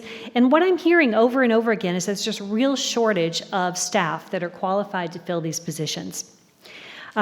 We know that both Fairfax and Arlington County have similar CTE programs.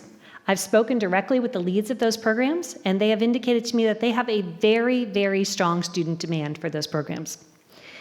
We also know that when the graduates come out of these programs, they have very marketable skills. So again, this is not just for veterinary clinics, but we're also looking at a host of other businesses here in Prince William County that would benefit from this. But it's not just going to benefit those students who might want to graduate from high school and immediately go into the career world. It would also benefit those who may consider doing higher education. So for example, the Northern Virginia Community College, they have a program out there right now for licensed veterinary technicians. There is a dramatic shortage of licensed veterinary technicians out there. If you go back and look at the Bureau of Labor Statistics, they did a report back in 2020, and they indicated that there were about 110 licensed veterinary technicians across the country. In the past 5 years, the number of jobs have grown by 20%. And they are actually projecting that in 2029, there will be a gap of 50,000 individuals that are needed in that field. So as you can see, there's a real strong demand out there for this program. So students would have the opportunity to go on, if they wanted to, and do a licensed veterinary technician program at NVCC, but it would also benefit those who may want to go on to college, to go to veterinarian, to become a veterinarian, to do biomedical research. The good news is the state already has an approved curriculum for this, so there's materials and sources out there. Fairfax and Arlington are willing to help support and provide their expertise and lessons learned. We have a fantastic teacher over at Osborne Park named Dr. Christina Melvin. She's a PhD as well as a licensed vet technician. I've spoken at length with her, and she is very excited about this idea and helping to create this program. It aligns with the strategic vision that the board has laid out. As I said, Dr. Martin, I've spoken with her in the past. She's given support. I know our Potomac representative has given support. So what I'm really asking is that I hope you will consider putting this in the strategic plan for 2027 and allow us to begin to implement this process. And I know that the animal shelter is also very interested in working with you on this because I work very closely with them. So I think there's a lot of support for this program. Thank you so much. Thank you. Appreciate it. Next up, Jacqueline Thurman. And then after her, just so everyone knows, Catherine Lechbod, Robin Norris, and Anissa Stroy. Jacqueline Thurman. Okay, Jacqueline Thurman. Catherine Lechbod.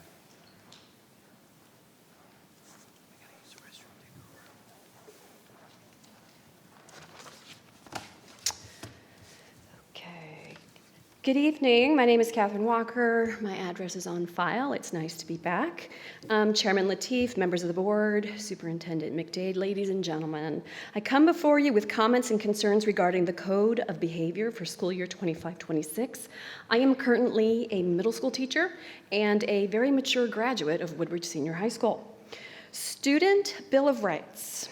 I sponsored the Student Voice Committee at my middle school, and I loved every moment of it.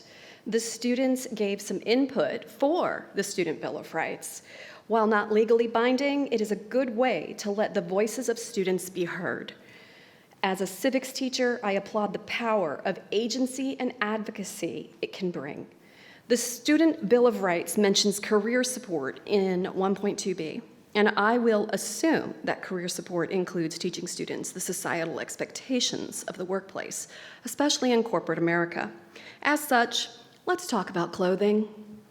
Student dress. Okay, students are urged to dress for success, end quote. Can we define that, please? Is it success in the modern social media environment? It appears that our students think so, and they are passionately hitting their mark with style and flair for bare skin and sagging pants. Or is it success in a business or work environment? Objective 2.1 in the strategic plan says PWCS will prepare all students for post-secondary education in the workforce. The way students present themselves is a key aspect of being prepared. We need to have clearer definitions of what is acceptable, regardless of the style and standards in social media. Parents, please encourage your students to dress more like they are going to a job and less like someone who is going to be on social media.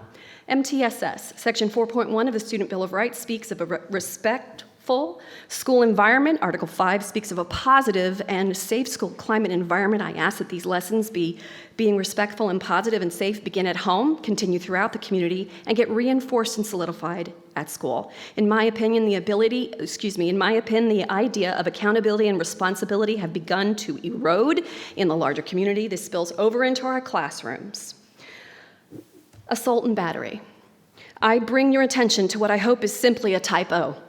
The 24-26 Code of Behavior that I have indicates the assault and battery of a staff member does not need to be reported to the police. Page 25, BESO2. I downloaded the Code of Behavior yesterday. I double-checked it right before this meeting. It says no. Number 10 on page 20 says violations of the law will be handled by referring the case to the law enforcement officers in addition to the use of other disciplinary measures. Surely the copy of this download is a mistake, because earlier in the media it said yes. Thank you so much, Ms. Kath. Robin Norris.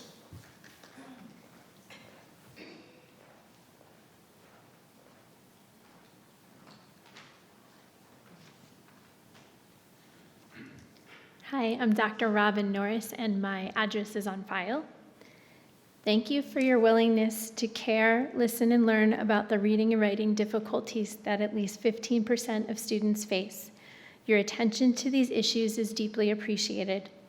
I urge you to also remember that as summer approaches, sadly, children can drown in silence, even in a pool full of people.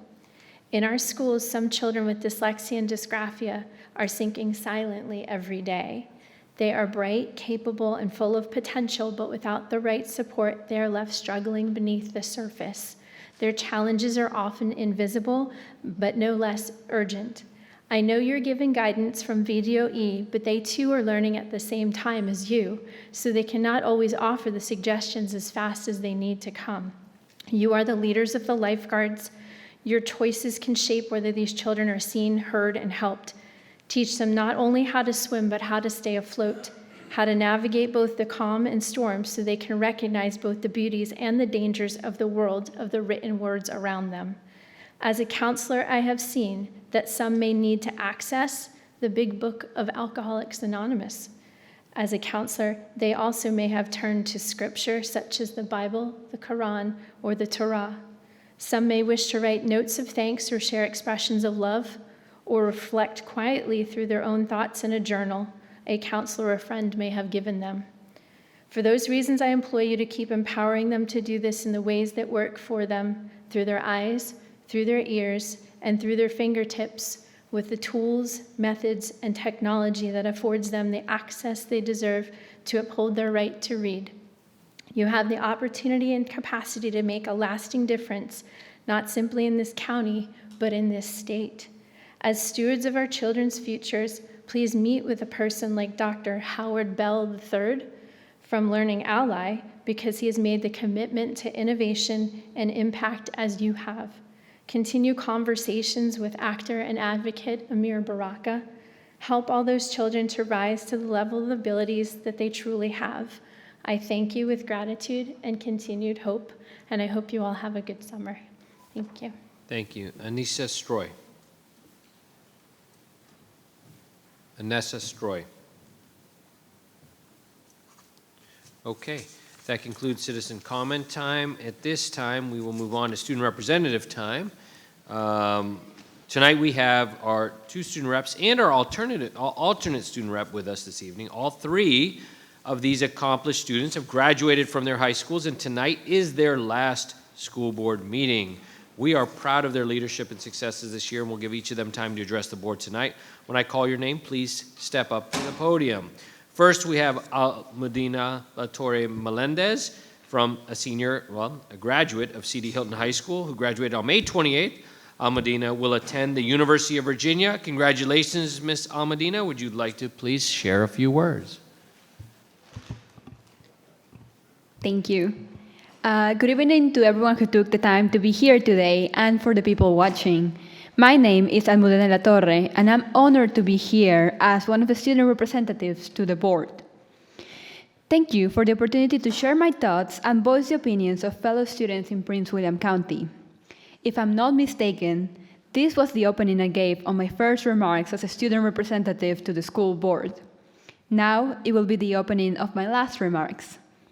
Over several meetings, I've had the privilege of serving as a liaison between the school board and students across the county.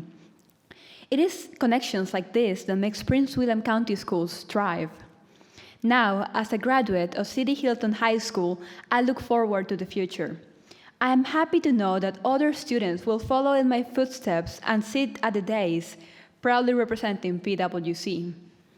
Alongside the school board members, Ala and Kaylee, I have been able to make unforgettable memories. 7 years ago, when I first moved from Peru to the US, I would have never imagined that this would be my reality. This is why I want to encourage every student out there to keep trying. Otherwise, you will not be able to find out how capable each and every single one of you are. Finally, I want to thank those that made it possible for me to be here today. In particular, my mom and my family. They have always been there for me. This includes driving me to and from meetings, whether they liked it or not. My experience shaped me. They are what made me believe that everyone has a voice that deserves to be heard. And I want to help people discover it.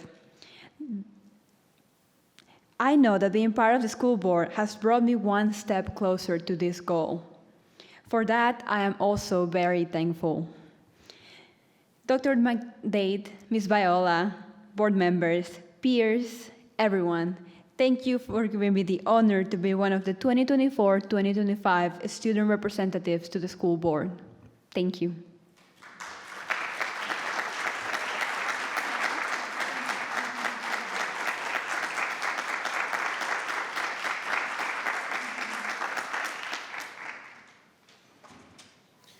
Wonderful. Up next, we have Ala Rashid, a senior from Unity Reed High School who graduated on June 2nd.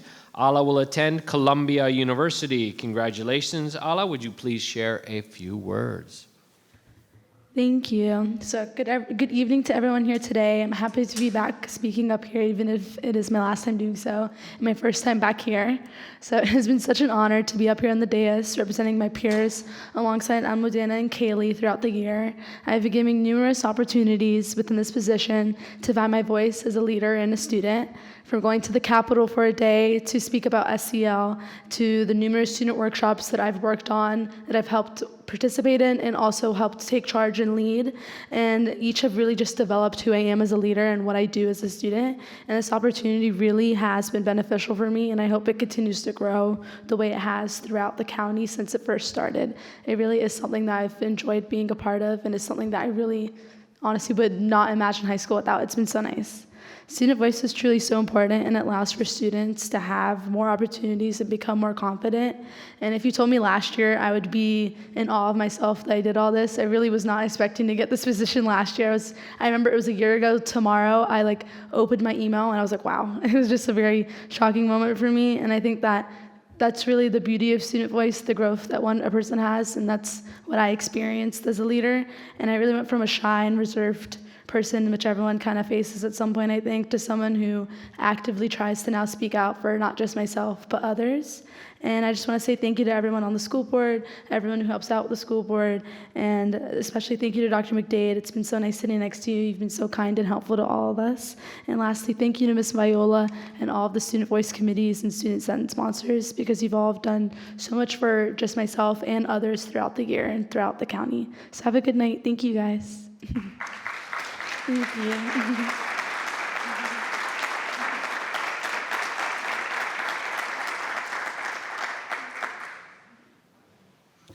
And on the dais this evening, we have our alternate student representative, Kaylee Tom, a senior from Brentsville District High School, graduated on May 30th, 2025.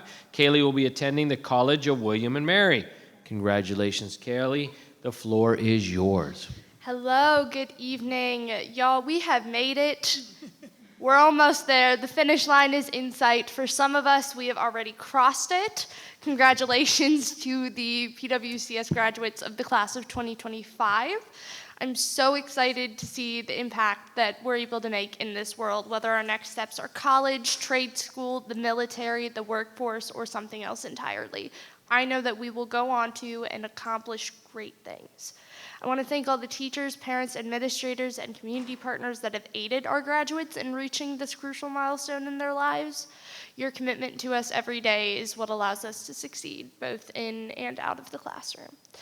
I would also like to extend my gratitude to the county and its language initiatives, with several hundred graduating seniors receiving the prestigious Virginia Seal of Biliteracy last Tuesday. It was a beautiful ceremony, and I am extremely proud to report that all three of us, Almudena, Ala, and I, all received our biliteracy seals alongside of our diplomas. Prince William County has done so much work to increase the pathways available for students to receive this seal, and that was clear in the significant increase in seals awarded from last year to this year. And I also want to take a moment to express how thankful I am to be a part of a school district that truly values student voice. I cannot wait to see how student voice will continue to grow and make a positive change within Prince William County in the coming years, especially with the recent passage of the Prince William County Student Bill of Rights. I also cannot express how much this experience has meant to me and my peers. We have met so many amazing and talented people, including each other. Shout out to my fellow reps who are amazing. And I hope that the reps next year will have just as much of an amazing experience as we did. And I'm so thrilled to find out who will be sitting in this chair for the next school year. I want to end this all by saying how proud I am to be a graduate of Prince William County Public Schools. To all my teachers, both at Pennington and Brentsville, thank you for everything you've done for me over the past decade.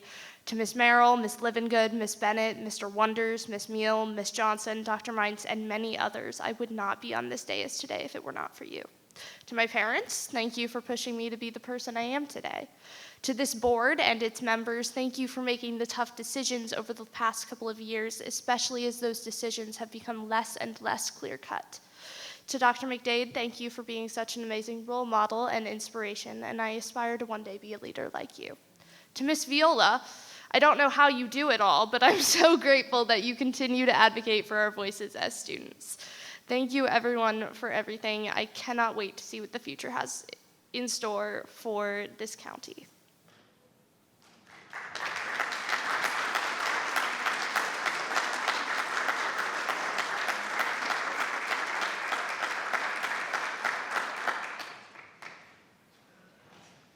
Wow. Couple words that I just add to these remarkable young women. They are the senior class who started miserably in masks in 9th grade and have navigated incredible change over the course of those 4 years. And in this year alone, they navigated the change of an election, of a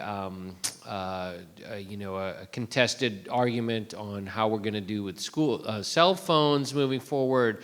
They've helped us with security in the schools. They've helped us with grading change policies, and they've been a voice for all of the students across Prince William County. I want to commend them on their ability to collaborate with each other, with this board, with the Student Senate, which, folks, is a tremendous asset to our school division.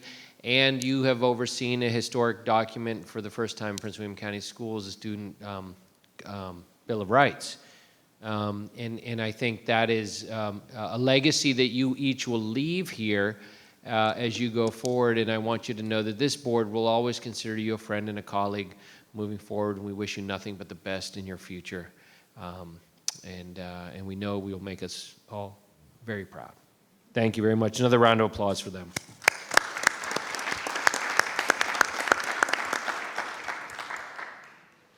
Moving on to, oh yeah, we're doing a picture. Okay, let's do a picture with the school board members and their family. And we have some gifts for them.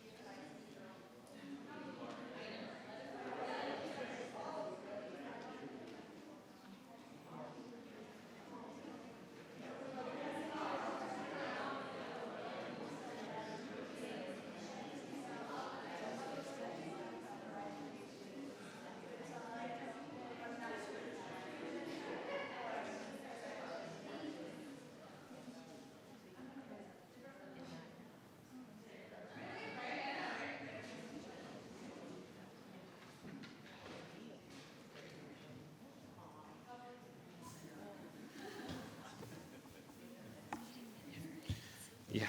Okay, next up is the appointment and announcement of the next year's student representatives for the 25-26 school year. That'll be 1402. Vice Chair Blake. Thank you, Mr. Chairman. I move that the Prince William County School Board appoint Karina Grover and Beulah Sarsha as the student representatives to the Prince William County School Board and appoint William Tyler as the alternate student representative to the Prince William County School Board for the Do you have a second? 2025-26 school year. Mr. Chairman, Yeah. I second. So discussion, can we get the names of the schools? What schools do these students represent? Colgan and Hilton. Okay, can the students, and what student to what school, please? And Brentsville, yeah. Can we say it in the mic, please? Turn it on.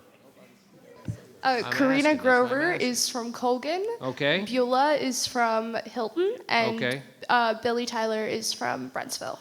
Okay, fantastic. All right. Well, no, they're not here, I don't think. But we have a second. That was a discussion. Please. Oh, yeah, please stand.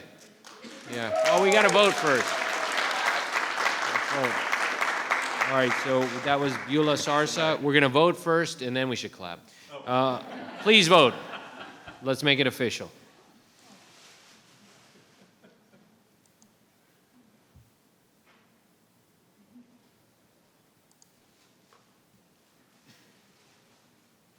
The vote is 8 yes, motion passed. Karina. Oh, congratulations. Fantastic. Wonderful. We look forward to working with you, Beulah, and for our other members next year. All right, let's go. Superintendent's time. Dr. McDade. All right, thank you, Mr. Chairman. Good evening, good evening. I want to start, as we are now in June, speaking on the diversity of our community. We always say in Prince William County Schools that diversity is our superpower. Inclusivity is a core value within our strategic plan, and we're committed to a positive climate and culture, which is why we join many others in recognizing June 2025 as LGBTQ+ Pride Month. We acknowledge our students and staff because we care, and we are committed to encouraging school environments that are safe, secure, and welcoming to everyone. Creating this environment is a necessity to fulfill our vision to see every student graduate on time with the knowledge, skills, and habits of mind necessary to create a thriving future for themselves and their community. I would like to extend my sincere congratulations to the class of 2025. As students walked across our stages, placing their diplomas in one hand and shifting tassels from right to left in the other, I could only be proud of every student, thankful for each supportive family member, and grateful for the educators who helped ensure every student graduated with a concrete post-secondary plan in their back pocket to secure their future. And with graduation comes the close of another successful year with our school board student representatives. And I, too, would like to personally thank Almadena Latour, and as well as from Hilton High School, as well as Ala Rashad from Unity Reed, and Kaylee Tom from Brentsville District High School. Our student leaders contributed significantly to the school board's mission by serving as dependable partners in the educational process with our students, families, and the community. I was just incredibly proud of the way that they elevated their voice on behalf of their peers throughout the county, really representing all 90,000 plus students and ensuring that their voice was reverberated throughout the county on behalf of their peers. I deeply value your insights, involvement, and contributions, both within the boardroom and in our school communities, as well as all of the work that you've done being a part of student voice committees and the Senate. You have been extremely productive this year. It's been a successful year, and I couldn't be more proud to have you sitting next to me in every single board meeting. I know the student representatives selected tonight to serve one-year term during the 25-26 school year will continue to lend their unique voices to help better PWCS. I've worked with Beulah, I've worked with Karina as well. Excited to get to know Billy from Brentsville, but they have been incredible leaders throughout the school system. So it comes as no surprise that they will be our new student representatives to the board. Also, earlier today, something exciting happened. We had the distinct honor of congratulating 3 of our amazing principals for being selected to participate in the prestigious 25-26 Con Distinguished Principals Fellowship. The Kahn Fellows Program acknowledges and supports efforts to improve education by assisting school leaders. The fellowship provides principals with opportunities for professional, intellectual, and personal development. It is an extremely rigorous and competitive process, and our principals join only 60 principals recognized nationwide for this program. This isn't a PWCS program. We didn't do the evaluations. We nominated who we thought were the best and brightest leaders that we wanted to represent Prince William County. And then the national organization took them through an application process, did school visits, interviews with families, interviews with students, and these 3 leaders were selected to represent Prince William County as distinguished principals in the country. Dr. Heather Abney from Woodbridge Senior High School, also congratulations to Dr. Abney on earning her doctorate this year. Mr. Matthew Fithian from Bull Run Middle School, and Mr. R.J. Luciati from Patty Elementary School. And as a Kahn Fellow, each principal participates in a 1-year program focused on real-world challenges and measurable outcomes within the Kahn Professional, within the Kahn Professional Development Model. And the model allows fellows and a person they select as what is called an ally, and that's an aspiring leader that they will develop, individuals identified by the principal for their leadership potential, to apply academic research more effectively to practice and enhance their learning experience. A lot of that training will happen at Columbia, well deserved by our principals, and we look forward to learning about all that they will experience and bring back to enhance teaching and learning in Prince William County. We are incredibly proud to have these 3 individuals, again, who are part of a group of only 60 nationwide to be selected. That concludes the superintendent's time. Dr. Lateef. Thank you, Dr. McDade. We're up next for committee updates, and we have, tonight, we have 2 committee updates from Ms. Wall. Gainesville representative regarding, as she chairs, the chair of the Internal Audit Committee and Student Health Advisory Board. Ms. Wall, the floor is yours. All right, thank you, Dr. Lateef. Internal Audit Committee update. I'll begin with that one. We met on May 7th at 4 o'clock in the KLC, and the committee consists of myself, Mr. Jesse, and Mr. Blake, who was attending for Dr. Lateef. We received a status update of audit activities. These included a review of completed school audits, which have primarily focused on turnover audits for when there is a change in leadership, such as a new principal. We also discussed audit observations and findings. We spent some time discussing the proper way to approach oversight over parent organizations such as PTOs and fundraising as well, since this is an area that does deserve further attention in our approach for how we interact with the PTOs. We received information on follow-up observations from previous audits, both those completed and those in progress, and we discussed the fundraising activities audit and opportunities for strengthening controls in that area. We covered in-progress audits and upcoming activities, including an employee retention audit, which is in progress. The Office of Internal Audit is looking to hire an executive administrative assistant this summer, bringing the office to 3. We also covered the 2025 meeting schedule and briefly reviewed progress on our 2025 audit plan. So the Internal Audit Committee will meet again on September 3rd, 2025. I want to thank everybody who serves on that committee for your attention to audit matters. Moving on, I have a committee update for the School Health Advisory Board. Mr. Wilk and I serve on that committee together. We met on May 30th at 9 o'clock in the morning here at the KLC, and I appreciate the opportunity to be on this committee. The meeting objectives were to review and approve I think we approved it, Regulation 275, which is the wellness plan. We had a really good discussion as we went through the plan and gave some feedback on the regulation for consideration. Another meeting objective was to be informed of the use of secondary devices in the population of students with type 1 diabetes, which this board spent some time and attention on earlier in the year. As I've spoken many times before, this is a topic near and dear to my heart because I have a type 1 diabetes student who went K through 12 through Prince William County Schools, and I saw the evolution of care from when he began as a very tiny little kid to when he graduated. So I know this topic. The pilot went really well and will be fully implemented at all schools where our parents are requesting support with remote glucose monitoring. This is going to be awesome. I can't tell you how many hours my student missed of class instruction because 3 times a day he had to walk down to the nurse's office and sometimes had to stay there while his blood sugar is regulated. And that was year upon year upon year. So this will allow students to remain in the class as much as possible, which will be amazing for our students and really does put students first. And the pilot went really great. So everybody was happy with it. And they learned some things too, which will be able to roll into the next year. And they said that there will be a parent meeting on June 11th to gain additional feedback because it's a very collaborative effort between staff and parents because we want to be there to support our kids. Another meeting objective was to receive an update on the secondary school's vaping pilot. This was addressing a couple of objectives. One, students who weren't using the bathroom because they felt unsafe because of flagrant drug use going on. And two, students who didn't want to be associated with this kind of behavior, didn't want to get caught up with it, so they didn't want to get kicked off of teams or anything like that. There were 7 schools that participated in the vaping pilot, 3 middle and 4 high schools.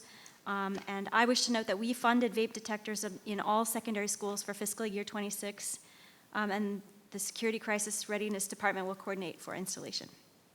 They'll also be developing standards of excellence guidelines and helping us focus on maintaining a healthy and safe learning environment for our students and all of our schools. Another meeting objective was to receive an update and provide feedback on immunization vaccination clinics, and those are going really well because we have requirements where students need to have certain vaccinations in order to attend our schools. We also received an update on Hazel Health, and that's going well. And another meeting objective was to get information on Botvin Life Skills Training, which is an opioid abatement after-school program, I believe. Both Mr. Wilk and I had to leave to get to a graduation, so we didn't actually get to hear that part, but I'm sure it went well. And lastly, the meeting discussed membership for the coming year. So it's a great committee. They do a lot of good work, and if anyone has any questions, they can ask me later, but I just wanted to kind of inform the board about what we talked about and what we're doing on that committee. So thank you very much. Thank you, Ms. Wall. First off, I want to thank her for chairing the highly sought-after position on the Internal Audit Committee. She has done a spectacular job chairing that, and I think it's important to note that the county has a AAA bond rating. That AAA bond rating is based on the integrity and financial fidelity the school division has with our $2.5 billion budget, and that is directly overseen by this school board and internal audit. And that work is very important, and I appreciate her thoroughness on that work and her commitment to working with the joint audit committee with the county. Thank you very much. And maybe you'll do it again next year. Yeah. All right, moving on to the highly sought after position that so many people compete for. Mr. Wilk is looking at that now. Look at him, he's shaking his head like, I want it. Moving on next to the 14th high school presentation, Dr. McDade. Thank you, Mr. Chairman. At this time, I would like to invite Vernon Bach, our Chief Operating Officer, to provide to the board an update on the 14th high school, and we do have our partners with us, and so I know that they'll be doing a brief presentation. Yes, thank you, Dr. McDade. Good evening, Chairman Lateef, board members, and Dr. McDade. As you know, we're in the process of designing our 14th high school, and we're very excited and want to design that for all of our programs that you've seen here tonight, and then programs for into the future. I'm excited that we've partnered with the DLR group through this design, and it's a 100% employee-owned design firm that has a global footprint with over 1,700 design professionals who are backed by the entire resources of their firm. Tim Shimp, who is a former superintendent and now employee of the DLR group, will be guiding you through the presentation tonight, and we'll be reviewing for you all of our stakeholder engagements along with the synthesis of what they learned through these engagements and how they will be incorporating this into the design of the 14th high school. So at this time, I'd like to invite Tim to join me at the podium, and he'll introduce the rest of the DLR group. Very good. And I'm going to get right into it to save time, and then we'll finish up here in about 10 or 15 minutes. So Again, I'm Dr. Tim Shimp, former superintendent and lifelong educator, a member of DLR Group. We're very honored to partner. After sitting through your earlier presentations and recognitions, I can certainly say that you've invoked hope and certainly a lot of inspiration to the future of education and into the schools in which your students are going through. So I want to share with you an broad overview of the engagement opportunities. We've had a great opportunity to interact with your various stakeholders throughout the last few months. Some common themes that you're going to see permeate throughout. When you think about from a design standpoint and the guiding principles that are going to lead our work, it can't be understated, the commonalities of all the stakeholders as we went through our engagements with them. So the opportunity for creating a place for students and for your community to create that sense of belonging that you heard so much about this evening, and how we interact with adults and our students. How we prepare kids for the future with the skills and the programming that you want to expand upon, and how do we design schools to make sure that occurs. It's really building that generational value as we look at the future of programming, not just building for the next 5 years, but what's the next 2 decades look like? And do we create schools for you that are sustainable and scalable and that you can grow into and that your kids can grow into? Creating the aspect of a safe and secure environment.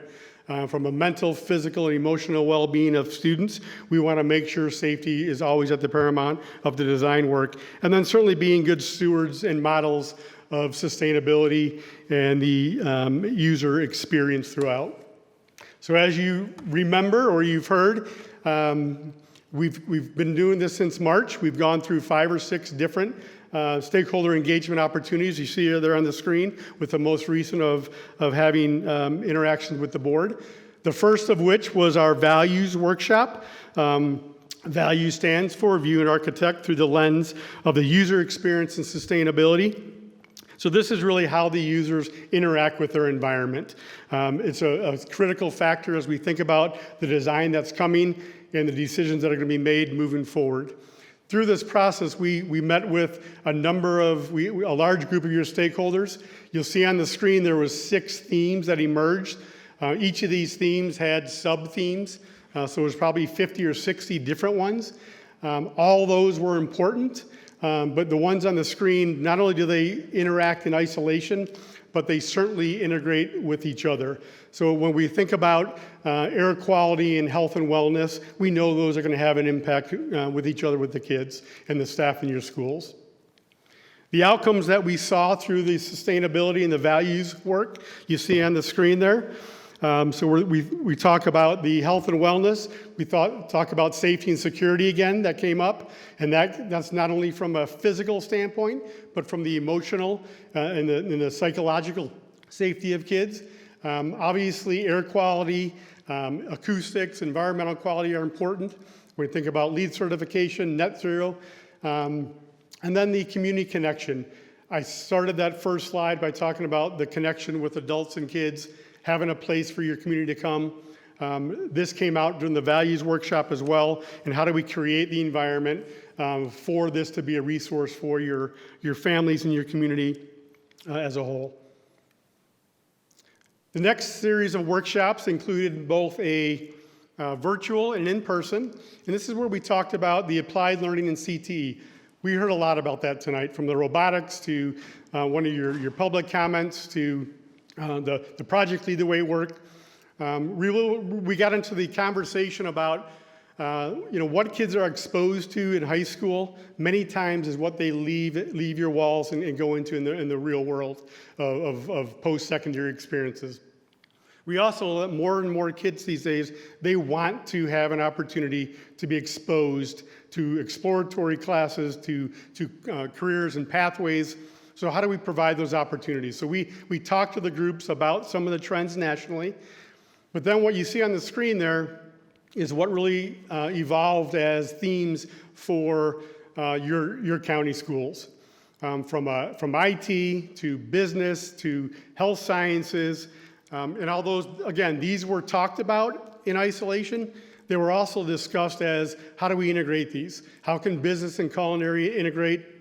How can logistics and your robotics, when you think about inventory and the logistics and software aspect of that. So really when we think about the future of learning, it is about how these all integrate, because once they get into their post-secondary experiences, it's not just going to be working in isolation. So that was one of a great theme that emerged.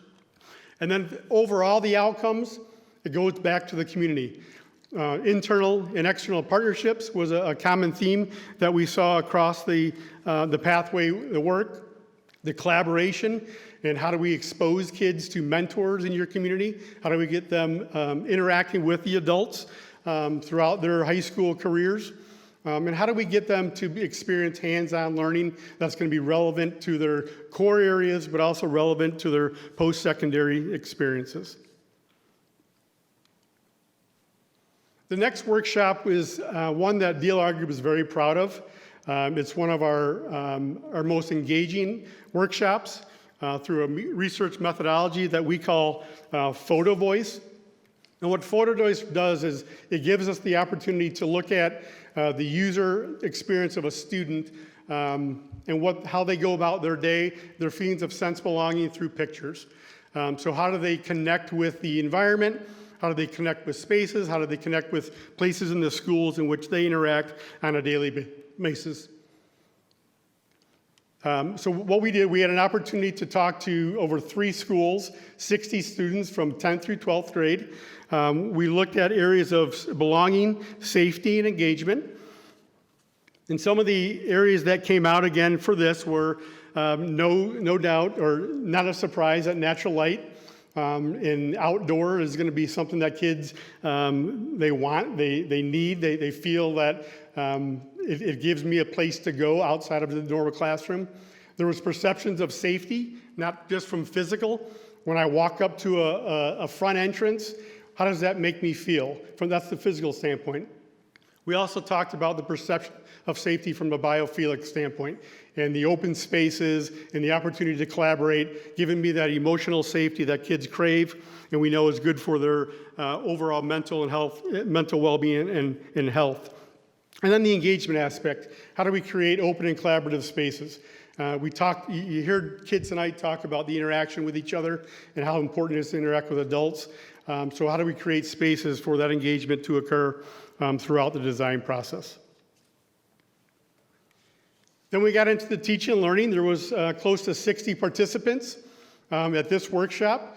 We spent our time going over some data about spaces and what the research says related to spaces and how they can be a tool for our educators and our students' learning. This was an activity that we did called Day in the Life. If we took away the barriers and challenges of a facility, of a school, what might a typical day look like in terms of activities? Things like flexibility, creativity, and effective collaboration all came out as ideal, what they would like to see in the day in the life of a future for their students and for staff to interact. We know that something happens from kindergarten to high school, that curiosity goes down, creativity goes down, imagination goes down. So how do we create spaces and programs and design a school that can help inspire and foster that and give the teachers the tools that they need to do what they do best with our kids? And that's what this activity really got to the heart of. The second activity was called Learning Connections, and this is where we looked at our space, our learning, our teaching, technology, and furniture, and how those all interact with each other. And as you see on the screen, very quick snapshot, they asked for more flexibility in their furniture. 10 out of the 10 groups said, we want to be able to move furniture, create collaboration spaces, allow kids the opportunity to be both individuals and work in small groups or large groups. So just changing furniture would be a great tool to enhance the opportunities for engagement. You see the 9 out of 10 were talked about moving from a teacher being the dissemination person for knowledge to having them as a facilitator. So more kids are interacting with their peers and facilitating that knowledge. And then the other piece of it was the collaboration. How do we get more spaces that are adaptable? So at any point in time, we can move from small spaces to medium or large based upon the activities. So when you think about inquiry-based learning, hands-on learning, project-based learning, how do we create spaces that allow that to happen at any given point in time during the week? So you see the outcomes of this. It doesn't surprise you. You heard it tonight before this presentation. They want authentic, real-world opportunities where it's student-driven. You are a very student-centered, student-driven school district. There's no doubt. I heard it all tonight. I've seen it in your vision, your strategic plan that you have. So how do we create spaces that support that?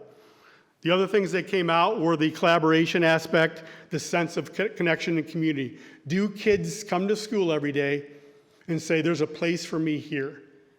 If I want to read quietly, if I want to interact with my peers, if I want to work in a small group, is there somewhere for me to go? Is there a program for me to go to? Like robotics or art or band or math or whatever that is, but do we have spaces to support it? Because we know if we can provide those, kids are going to want to be here every day. And they're going to have a much greater success when they leave your schools in the future. And then the health and well-being, going from a physical standpoint, but also the connections. Are we creating those places for kids to interact with each other? And for kids in the classrooms to interact with each other without running into each other, or to be able to move their desk and interact with their peers. And then certainly we had an opportunity to share and get feedback from all of you as the Board of Education with our 2x2 meetings. Very, very similar themes that we learned from all of you. There were some opportunities to talk about, how do we create CTE opportunities with kids. Many kids are doing entrepreneurial things outside of school. How do we bring some of that into the school and help them really promote their passions, their interests, and their aspirations for the future? Then you see on the screen there just some of the themes that came out from all of you. Wasn't very much different, making sure there's that community connection, the community access to our schools, inclusive culture, that Dr. McDade talked about a few minutes ago, and being innovative. You are a very, very progressive district, very progressive. I travel all over the country, work with school districts of all sizes and shapes, and you have the heart of kids at the forefront of what you're doing.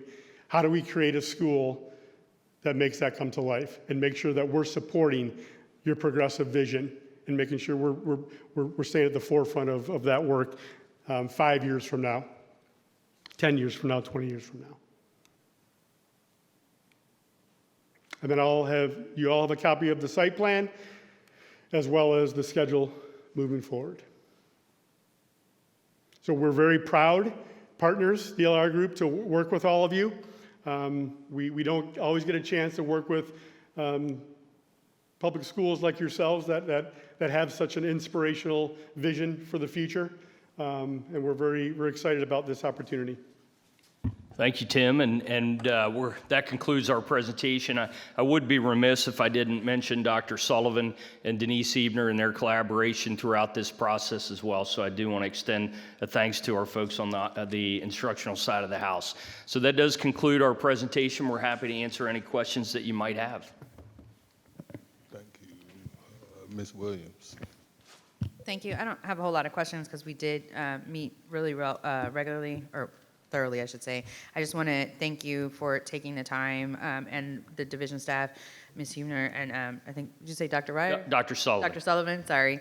I think this is an important step in building this school, and it will really make a difference in the outcome of our student population in our community. For me, I have been pushing, I don't know, since I got here pretty much, for open spaces, integration of subject material, having hands-on learning for our students. I'm very excited about the path this high school is taking, and it's nice to know that our community reaffirms those ideals. I think it's really important, as you mentioned, us being progressive, but I've been doing this over a decade. I go to the national conferences. When I first started, we thought of building buildings for 75 years and housing students in academia. And we know now that the future of learning moves faster. It's moved fast, and since COVID, we've seen so many changes. So I just appreciate us taking the opportunity to really capture those voices, but more importantly, also the student and the administration, the teaching staff voices. They are the people who inhabit the building the majority of time, and our students know very well more so than us sometimes, they live in a world that we don't. And it's important that we continue to do our job to shape them for that future. And I think that this presentation really captures a lot of that energy. I appreciate really just not only being heard, but listened to, because it does make a difference. Of course, I'm excited by this and hope that it is the most innovative building that we do put up. Because I think that's important. Our students no longer live in silos or operate in silos. We see that with robotics. We heard it from the cell phone policy, and we heard it from the Student Bill of Rights. They are fully aware that without the integration of all of the skills, soft, hard skills, and cultural perspectives and respects for each other, that innovation doesn't occur and learning doesn't occur. So I just wanted to say thank you for that. I'm excited for the rest of this timeline and seeing the high school through to fruition. Thank you, Ms. Williams. Mr. Jett. I also would like to thank you for your thorough and very exciting, interesting, and unique way of looking at this stuff. And I think it's really something that, is important. Just where you are when you're sitting doing anything is important. And as a student, you spend a lot of time and I think it will improve everything in the system. So I thank you very much for everything you did. I attended, I think the first thing I found it fascinating just to see how you were approaching stuff. So thank you very much and look forward to the new building. Thank you, Mr. Jesse. Ms. Wall. Thank you for the presentation. Thanks for taking the time. I don't have a whole lot of questions, but I think the design is going to be really great, and it's great to see this level of community involvement and educator involvement at all levels to get an idea of what the community wants, since we're going to be spending a boatload of money on this school. It's good, and it does directly impact students. And my question is, I had attended a VSBA meeting where I went to like a mini class on the impact of buildings and the building environment on student achievement. And I don't know if this is the right time to ask this, but do you want to speak to that? Because what I came away with was an understanding that an environment in which learning takes place does have an impact on student achievement, and that's what I'm all about, is promoting student achievement and student realization of their own personal academic goals. So I wondered if you wanted to say anything on that topic. I think where we find the environment has the impact is on the engagement of students. Where just putting them in a new building, just putting flexible furniture is not going to change necessarily. It might impact some, but I think it's how much more students are engaged in what they're doing because of the environment. And how do we create that atmosphere for that to happen? And we're certainly planning to work with all of you when we look at pre and post occupancy. We have our own student engagement index and a teacher engagement index that we'd love to partner with you on as this school opens down the road. And we are also part of internationally and nationally.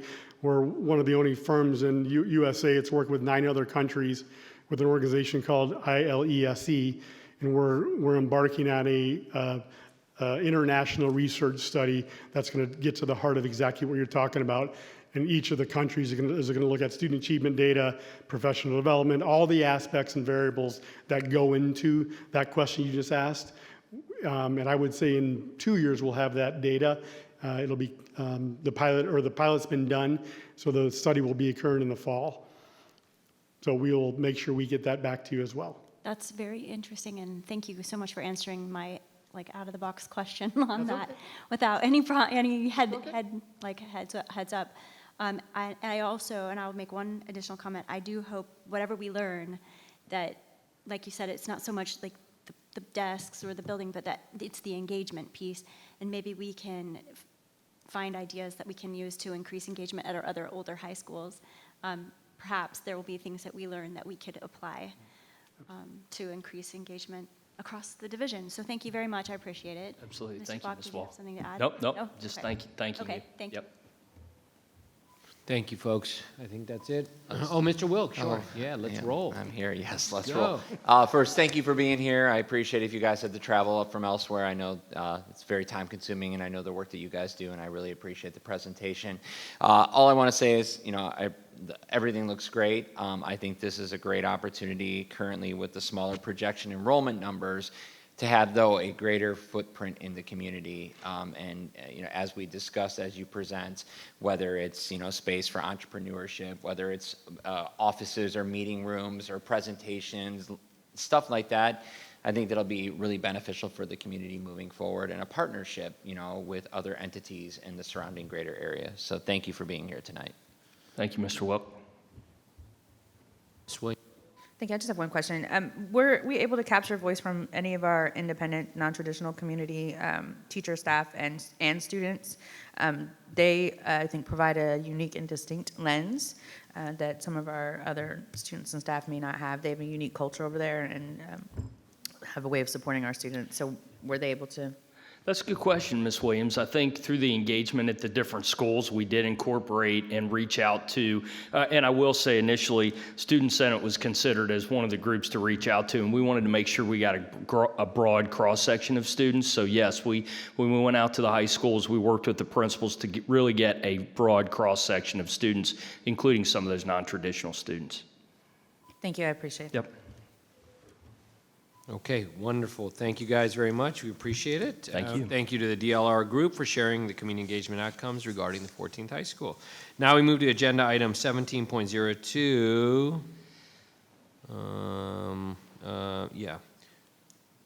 Revision of the homebound-based extended school year instruction. Motion's in order. Vice Chair Blake.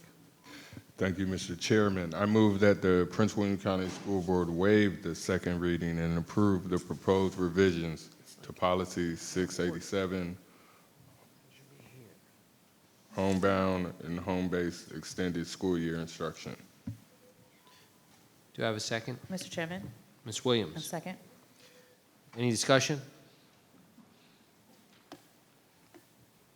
Is this a first reading? Oh, got it. Oh, we're waiving the, wait, yeah, all right, yeah. All in favor, any discussion? Yeah. Oh, so I need a 2/3 vote to waive. Does anyone have any okay, so any discussion? Please vote.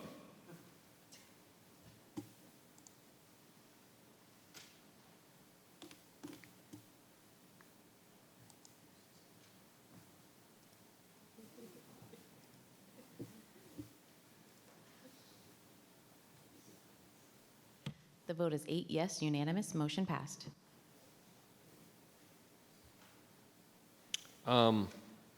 Mr. Anderson, so that means that passed, and the whole thing passed? Yeah. Right. We weren't voting on the waiver, we were just voting on the whole thing. Got it. Wonderful. Very good, yes, I'm working on it, Erica. Working on it. 1703, revisions of the 2025 school board meeting calendar. Motion's order. Vice Chair Blake. Thank you, Mr. Chairman. I recommend that the Prince William County School Board revise its previously adopted meeting calendar and approve it, adding the joint meeting with the Prince William County supervisors to Wednesday, October 8th, 2025. Mr. Chairman? Do I have a second? Ms. Williams? A second. Any discussion? Please vote. You have a discussion, Ms. Trinidad? No? Okay, great. Let's vote. Let's go.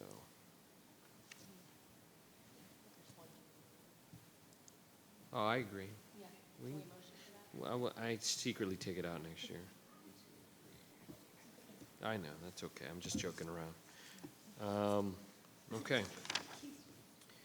Any discussion? Moving on. Did you vote? What's the vote? Okay.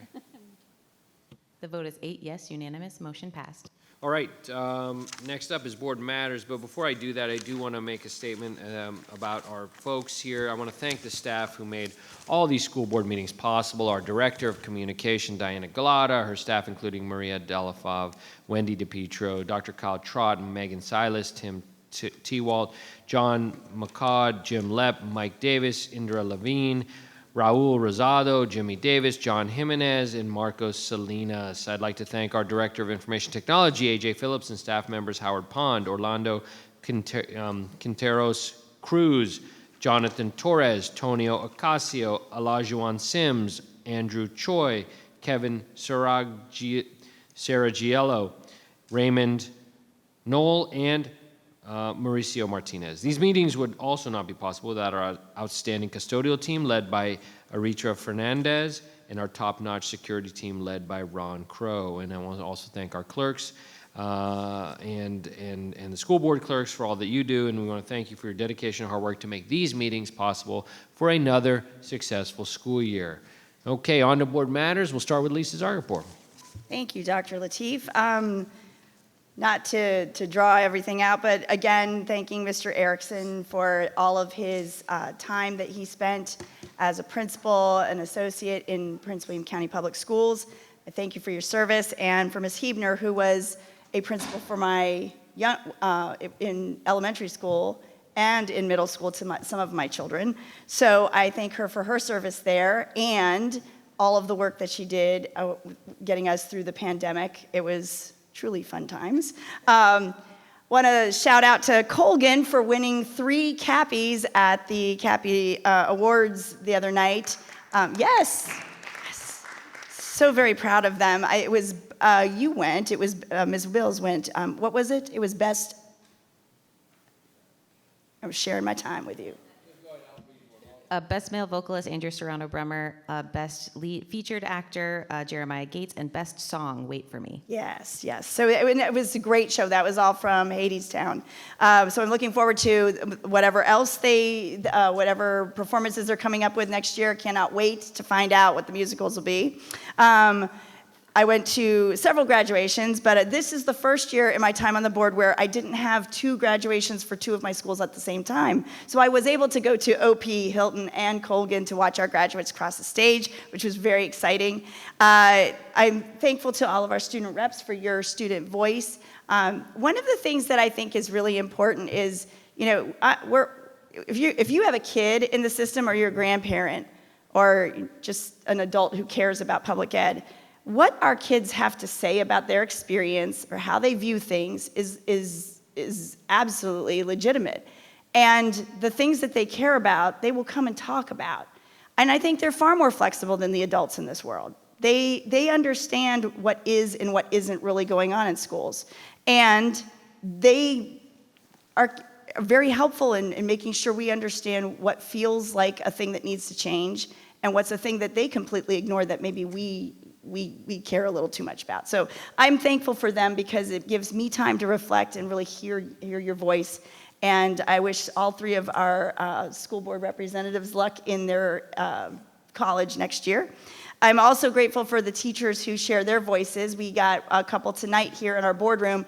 Earlier in the month, I got to meet with many high school teachers concerning the grading policy. And really, their concerns set more in the regulations. So I'm happy to pass those things along.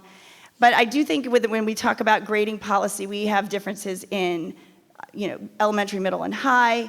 Content areas are all going to be different. And I know teachers want some parity from school to school. They want things to be the same. So I think it's really worth the time for the division to take their input on how they see things and as professionals how they feel grading should be. Lastly, I just want to make sure that I give, I said that.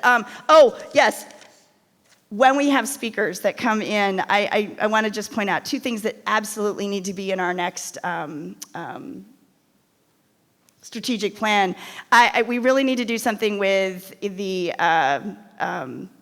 dyslexia, because I am hearing more and more about our kids that are struggling, and maybe they're on the bubble of things, but they deserve the support and help. And then the other thing is the veterinarian stuff. That sounds compelling. Everyone have a good night. Ms. Williams. Thank you, Chairman. I also want to, again, congratulate our retirees, Ms. Hubner and Mr. Erickson. It has been a joy and often interesting experience, especially during COVID, to work with both of you. Mr. Erickson, your smile and demeanor will be missed. You light up the room, and all of our elementary schools, I worked with you initially. You were Eastern End Associate Superintendent for Eastern End Elementary Schools when I got on the board. And it's just, you will be missed. I'll be excited to see you when you come back in romp, but hopefully you will spend a lot of time doing the things that you really want to do. Next, I'd like to congratulate our student reps. It's been an honor to serve with you all this year. I wish you all the best in the future. I know that you will be successful. And for me personally, it's been a joy to see the legacy of our student representatives grow and deepen and be more enriched by every student who takes the position. So I hope you'll come back and let us know what's going on in your lives as you move on. And thank you again for your service. I'm excited by the new oncoming student representatives and wish you all the best of luck next year.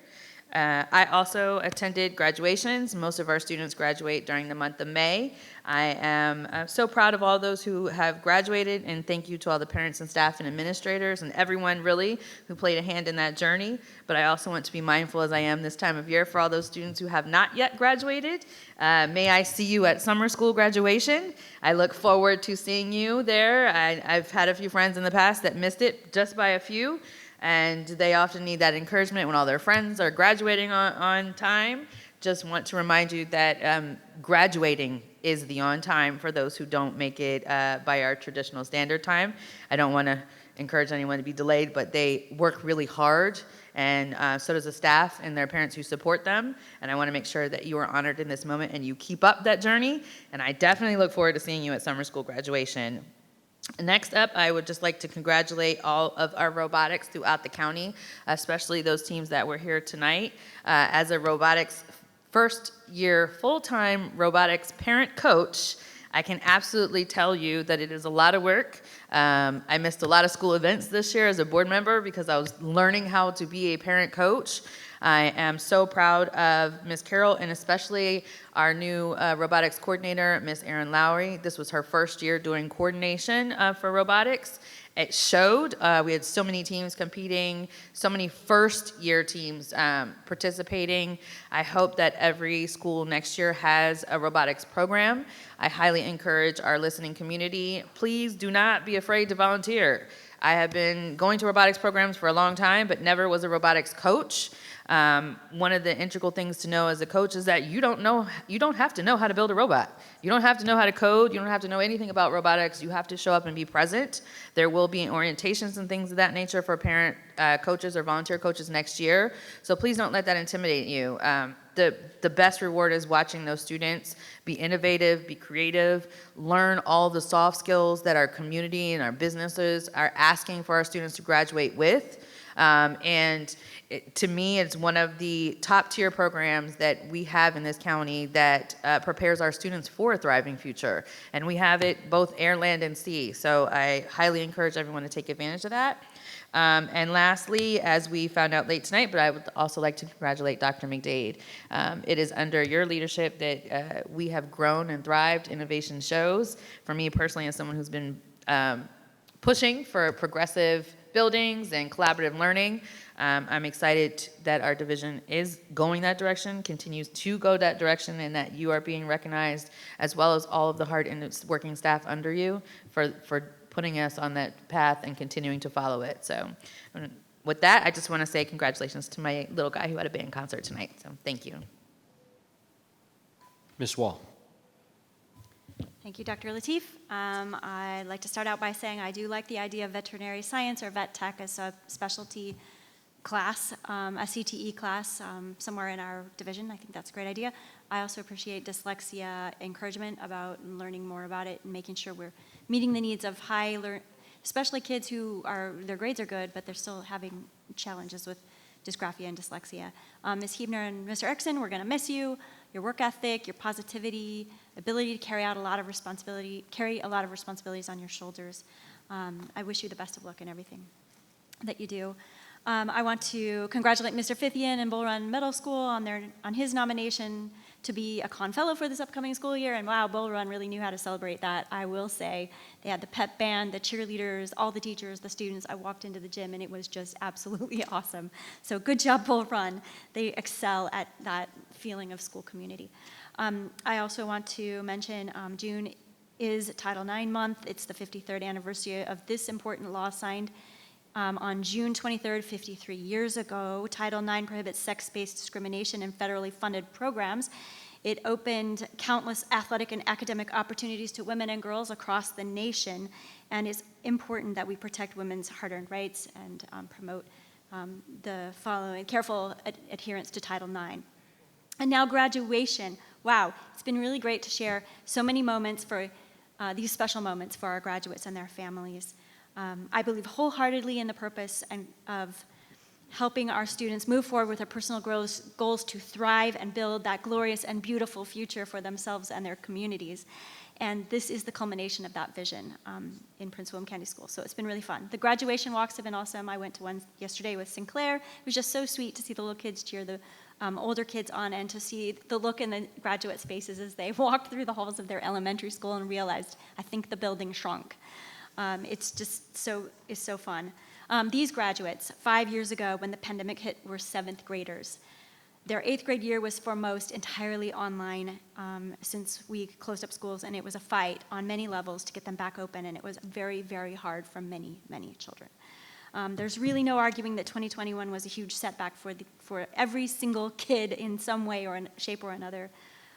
This group is the first who attended high school in person for all 4 years. I think that's really something to pause and meditate upon. This group of kids, first time since 2020 to have a normal 4-year high school experience. Switching gears, it's largely been ignored in the press except for very minimal coverage, but PWEA serves as the exclusive bargaining representative for our certified and classified school staff. Frankly, I was angry when I heard about the allegations made by the VEA about PWE financial mismanagement, and I sincerely hope the VEA can get to the bottom of what is going on. You can have a minute. Okay. But you know, it's my contention that thousands of employees have a right to know how the PWEA is using their hard-earned dues. Not only that, they have a right to hold their union leadership accountable. And I look forward to hearing what the VEA finds with regard to the PWA's financial activities and fiduciary responsibilities. I want to know what's been going on. To wrap it up, to the class of 2025, you've arrived at a crossroads in your lives. Remember that learning is a lifelong journey, not just a destination. Stay curious, keep growing, and let your passion for knowledge light the way forward in the words of Socrates. Can't read anymore. Education is the kindling of a flame, not the filling of a vessel. It was B.B. King who said, the beautiful thing about learning is that no one can take it away from you. There is an enduring power and value in continually learning and improving each day. We are so very proud of you, class of 2025. You did it. Here. Mr. Jesse. Yeah. I also would like to thank the student reps that been on the board this year. And I want to thank my wife, Lily Jesse, and my buddy down there. I'm losing names all of a sudden. But yes. Lori Williams, okay. You know, getting old is not all it's cracked up to be, I tell you. But at any rate, no, thank you very much for doing that because it's very important. I think it really has added a lot to our system, and it's very important. Also like to thank Mr. Erickson and Ms. Heebner for all their service. And I think because they are already gone, I hope they listen to this at some point. But you know, you're doing the right thing by retiring and enjoying life as early as you can.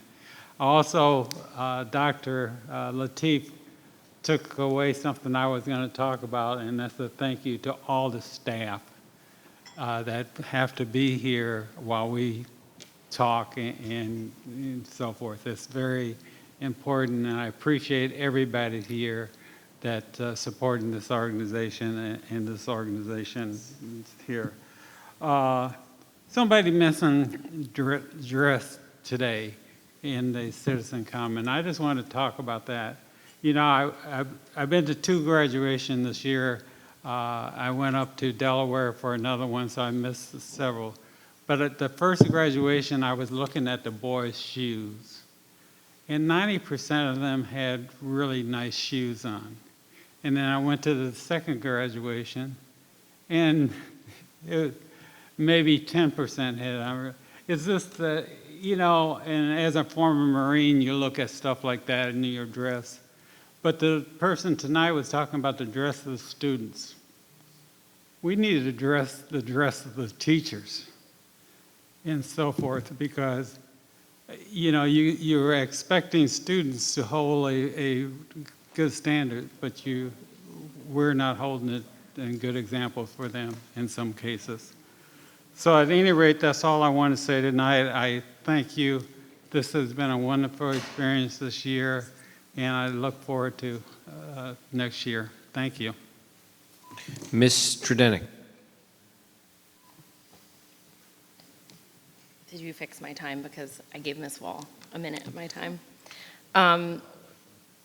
I have truly enjoyed graduations. You know, a lot of people ask us, I can't believe you sit through that many names and those kind of things. And it is such a joy to watch these kids walk across the stage and be so excited.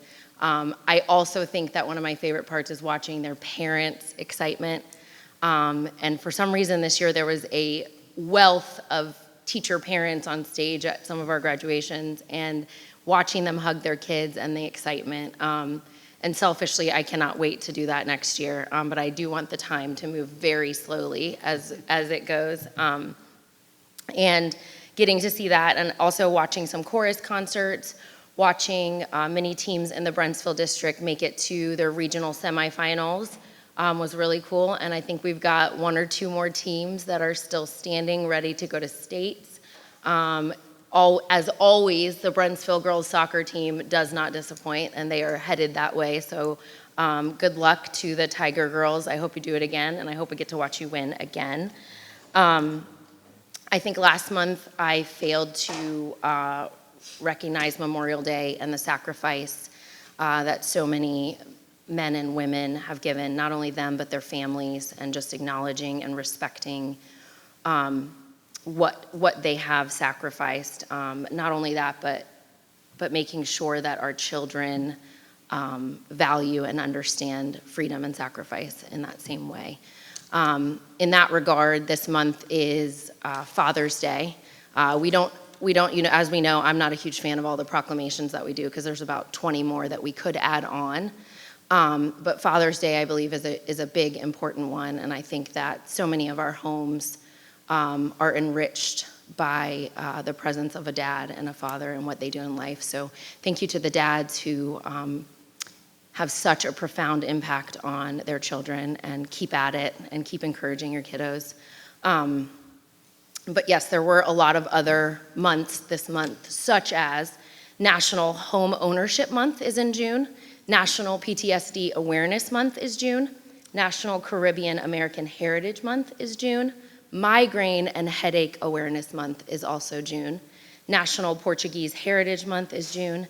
And National Returning Youth Month. So we have a lot of things to celebrate in June. But most of all, we're almost to the end of the school year, so please hang in there for about, 7 more days? Please, just hang in there for 7 more days. We got it. We can cross that finish line.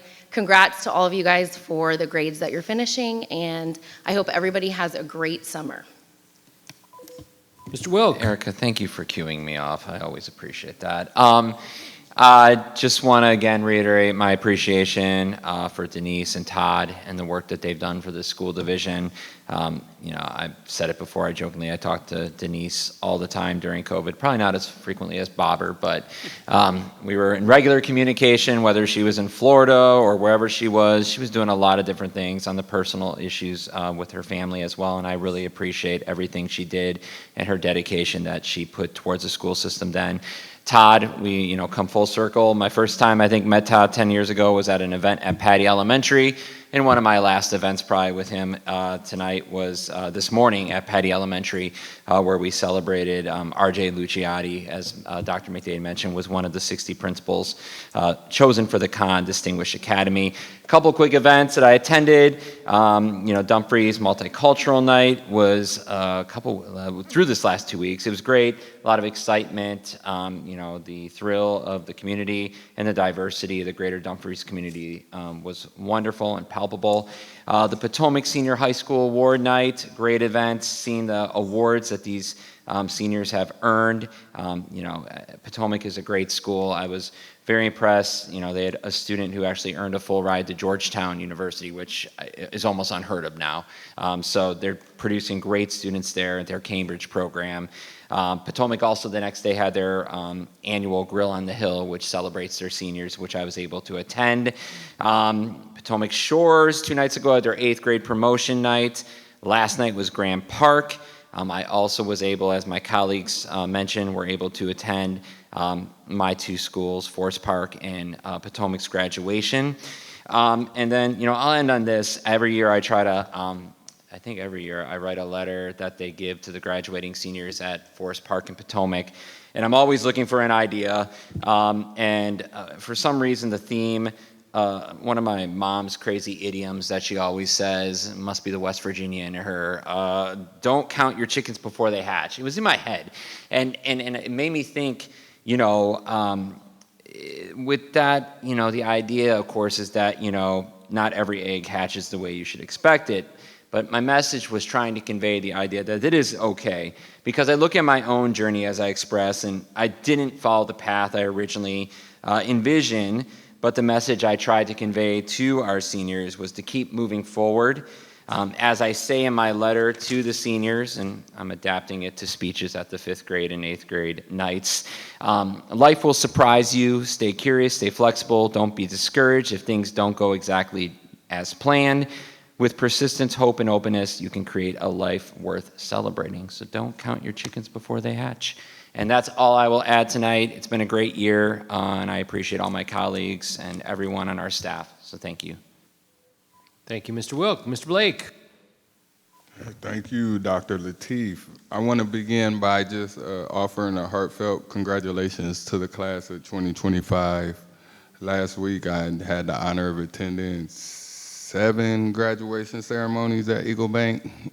So I was at Hilton, Battlefield, Forest Park, Cogan, Osborne Park, Freedom, and of course, Garfield. So each of those ceremonies was just filled with a lot of pride, energy, emotion, and honestly, some of them, they just felt like sold-out concerts, and there was it was really packed. And just loud cheers, families, just beaming with joy. And in each of those moments, I was reminded of the power of persistence. And like Dr. McDade shared in her remarks, quoting Coach Kara Larson, things don't get easier. You learn how to handle hard better. And our students have been through so much over these past few years. Like you heard, they're the first class that's been in school for all 4 years since the pandemic. And that message couldn't have been timelier. They've learned how to rise, to adapt, and to lead. And now they go forward, not just with a diploma, but with grit and resilience. And I also want to recognize another proud moment I had this week for the arts in Prince William County Schools. You heard Ms. Agapor mention it earlier. At the Cappies, this year's Cappies at the Kennedy Center, I had the privilege of presenting to the best vocalist in the male role. And that award went to Andrew Serrano Bremer, sophomore at Cogan High School. And not only was this the Cogan's first ever Cappies is what I heard, they won, like you heard, 3. So it was an incredible night for our division and a testament to the strength of our fine and performing arts program. And in addition to the graduation in the arts, I also took part in the Stop the Scroll, Take Control webinar with parents and some of our administrators. And it was a constructive and necessary conversation around our new cell phone policy. And we used the opportunity to level set clear expectations, answer questions, and reinforce the fact that this policy It's about helping students stay focused, connected, and balanced, and I appreciated every parent who showed up for the dialogue. I also attended the JRTC Leadership Recognition Ceremony, and that's always an inspiring evening, recognizing the cadets from across the high schools. These young people are already leading with purpose, discipline, and integrity. It's a great thing. I'm big on service. And just last night, I joined my families at Bevel Middle School for their National Junior Honor Society induction ceremony. And I just want to commend every student there last night who was recognized. They're not just excelling academically, they're choosing to serve, and that matters. Leadership without service is just a title. And as we wrap up the school year and head into the summer, I want to leave you with a quote from the late Shirley Chisholm: "Service is the rent we pay for the privilege of living on earth." Whether you're a student, staff member, or community partner, let's continue to pay that rent forward, and have a good summer. Thank you, Dr. Lateef. Thank you, Vice Chair Blake. All right, folks, real quickly on the Cappies, that was the first Cappies I missed personally in 7 years, and they won 3 awards, so I'll probably plan to miss them again next year. Congratulations to Colgan High School. Dr. Healy had texted me in the morning that they won 3, and I said, well, I think I should just not go anymore, so that was fantastic. Congratulations to all the schools that were nominated for the Cappies. It truly is a competition with the best and the brightest in the drama field, from Duke Ellington in DC to the McLean Langleys, Jeffersons, and Yorktown and Arlington schools. We are competing among the best, and I think we are doing very well. Congratulations to our team still in sports. Gainesville baseball, I know, is qualified for states. Battlefield lacrosse ladies just won regionals, is heading to states. Brentsville soccer girls, as you heard from Erica Trinidad, still in the game. And for our other athletes who are still out there competing, we continue to wish for the best for each of you. To Ms. Huebner, I know much has been said this evening, and to Mr. Erickson, thank you for your service to the school division. To Ms. Huebner, who I worked very closely with during the pandemic. School boarding at that time was like an extreme sport, or combat school boarding, if you would call it. Ms. Huebner took the brunt of the hits from everybody who was frustrated on every side of every argument about the reopening and the virtual schooling, and she did it with class, strength, integrity, and a commitment to the students first and foremost, and I truly appreciate that, and without her, I don't think we would have been able to get what we needed to do done, and so for that, I'm eternally grateful. I'm going to leave with some sort of final remarks. As we gather tonight for our final school board meeting of the academic year, I want to take a few moments to reflect on where we've been and what we've accomplished and where we're headed. First and foremost, I want to extend my deepest gratitude to the students, families, educators, staff, and administrators who make Prince William County Schools a remarkable place to learn and grow. The school year has been a testament to our resilience, our collaboration, and our shared belief in the power of public education. Our students continue to inspire us with their ambition, creativity, and perseverance, whether it is on the athletic fields and science fairs, on stages in classrooms, or through service projects in our communities. Our young people reminded us that the future is in capable and compassionate hands. To our teachers, thank you. You are the heart of this school system. Your commitment to your students and your profession does not go unnoticed. You have shown day after day that education is not just a job, it's a calling. This year, we've made important progress. We continue expanding academic opportunities through career and tech education, dual enrollment, and advanced coursework. We made strides in mental health support, school safety measures, and equity initiatives. We added new facilities, improved infrastructure, and deepened our investment in the people who make learning possible. These are not small achievements. They reflect the tireless work of so many in this community and the willingness of this board to make bold decisions in the interest of students. Of course, we've faced challenges too. We've navigated difficult conversations that had moments of disagreement. That's part of our democracy and part of leadership. What matters is that we stayed focused on our students, even when the path wasn't always clear or easy. I want to thank my colleagues on this board, each of you, for your dedication and service. We may bring different perspectives, but our shared goal has always been to ensure the success of every child in Prince William County. As we look toward the next year, our work continues. We will remain focused on academic excellence, staff support, student well-being, and the making sure that every student, regardless of background or circumstance, has the opportunity to thrive. Let this summer be a time of rest, reflection, and rejuvenation for all of us. To the graduating class of 2025, congratulations. Go forward with courage and conviction. And to every student returning next year, know that we are here, preparing, planning, and pushing to make your next school year even better. Thank you all for the strong and successful school year. May we continue to lead with purpose and serve with integrity. Have a safe and peaceful summer. We will see you all in the fall. And with that, this meeting is adjourned.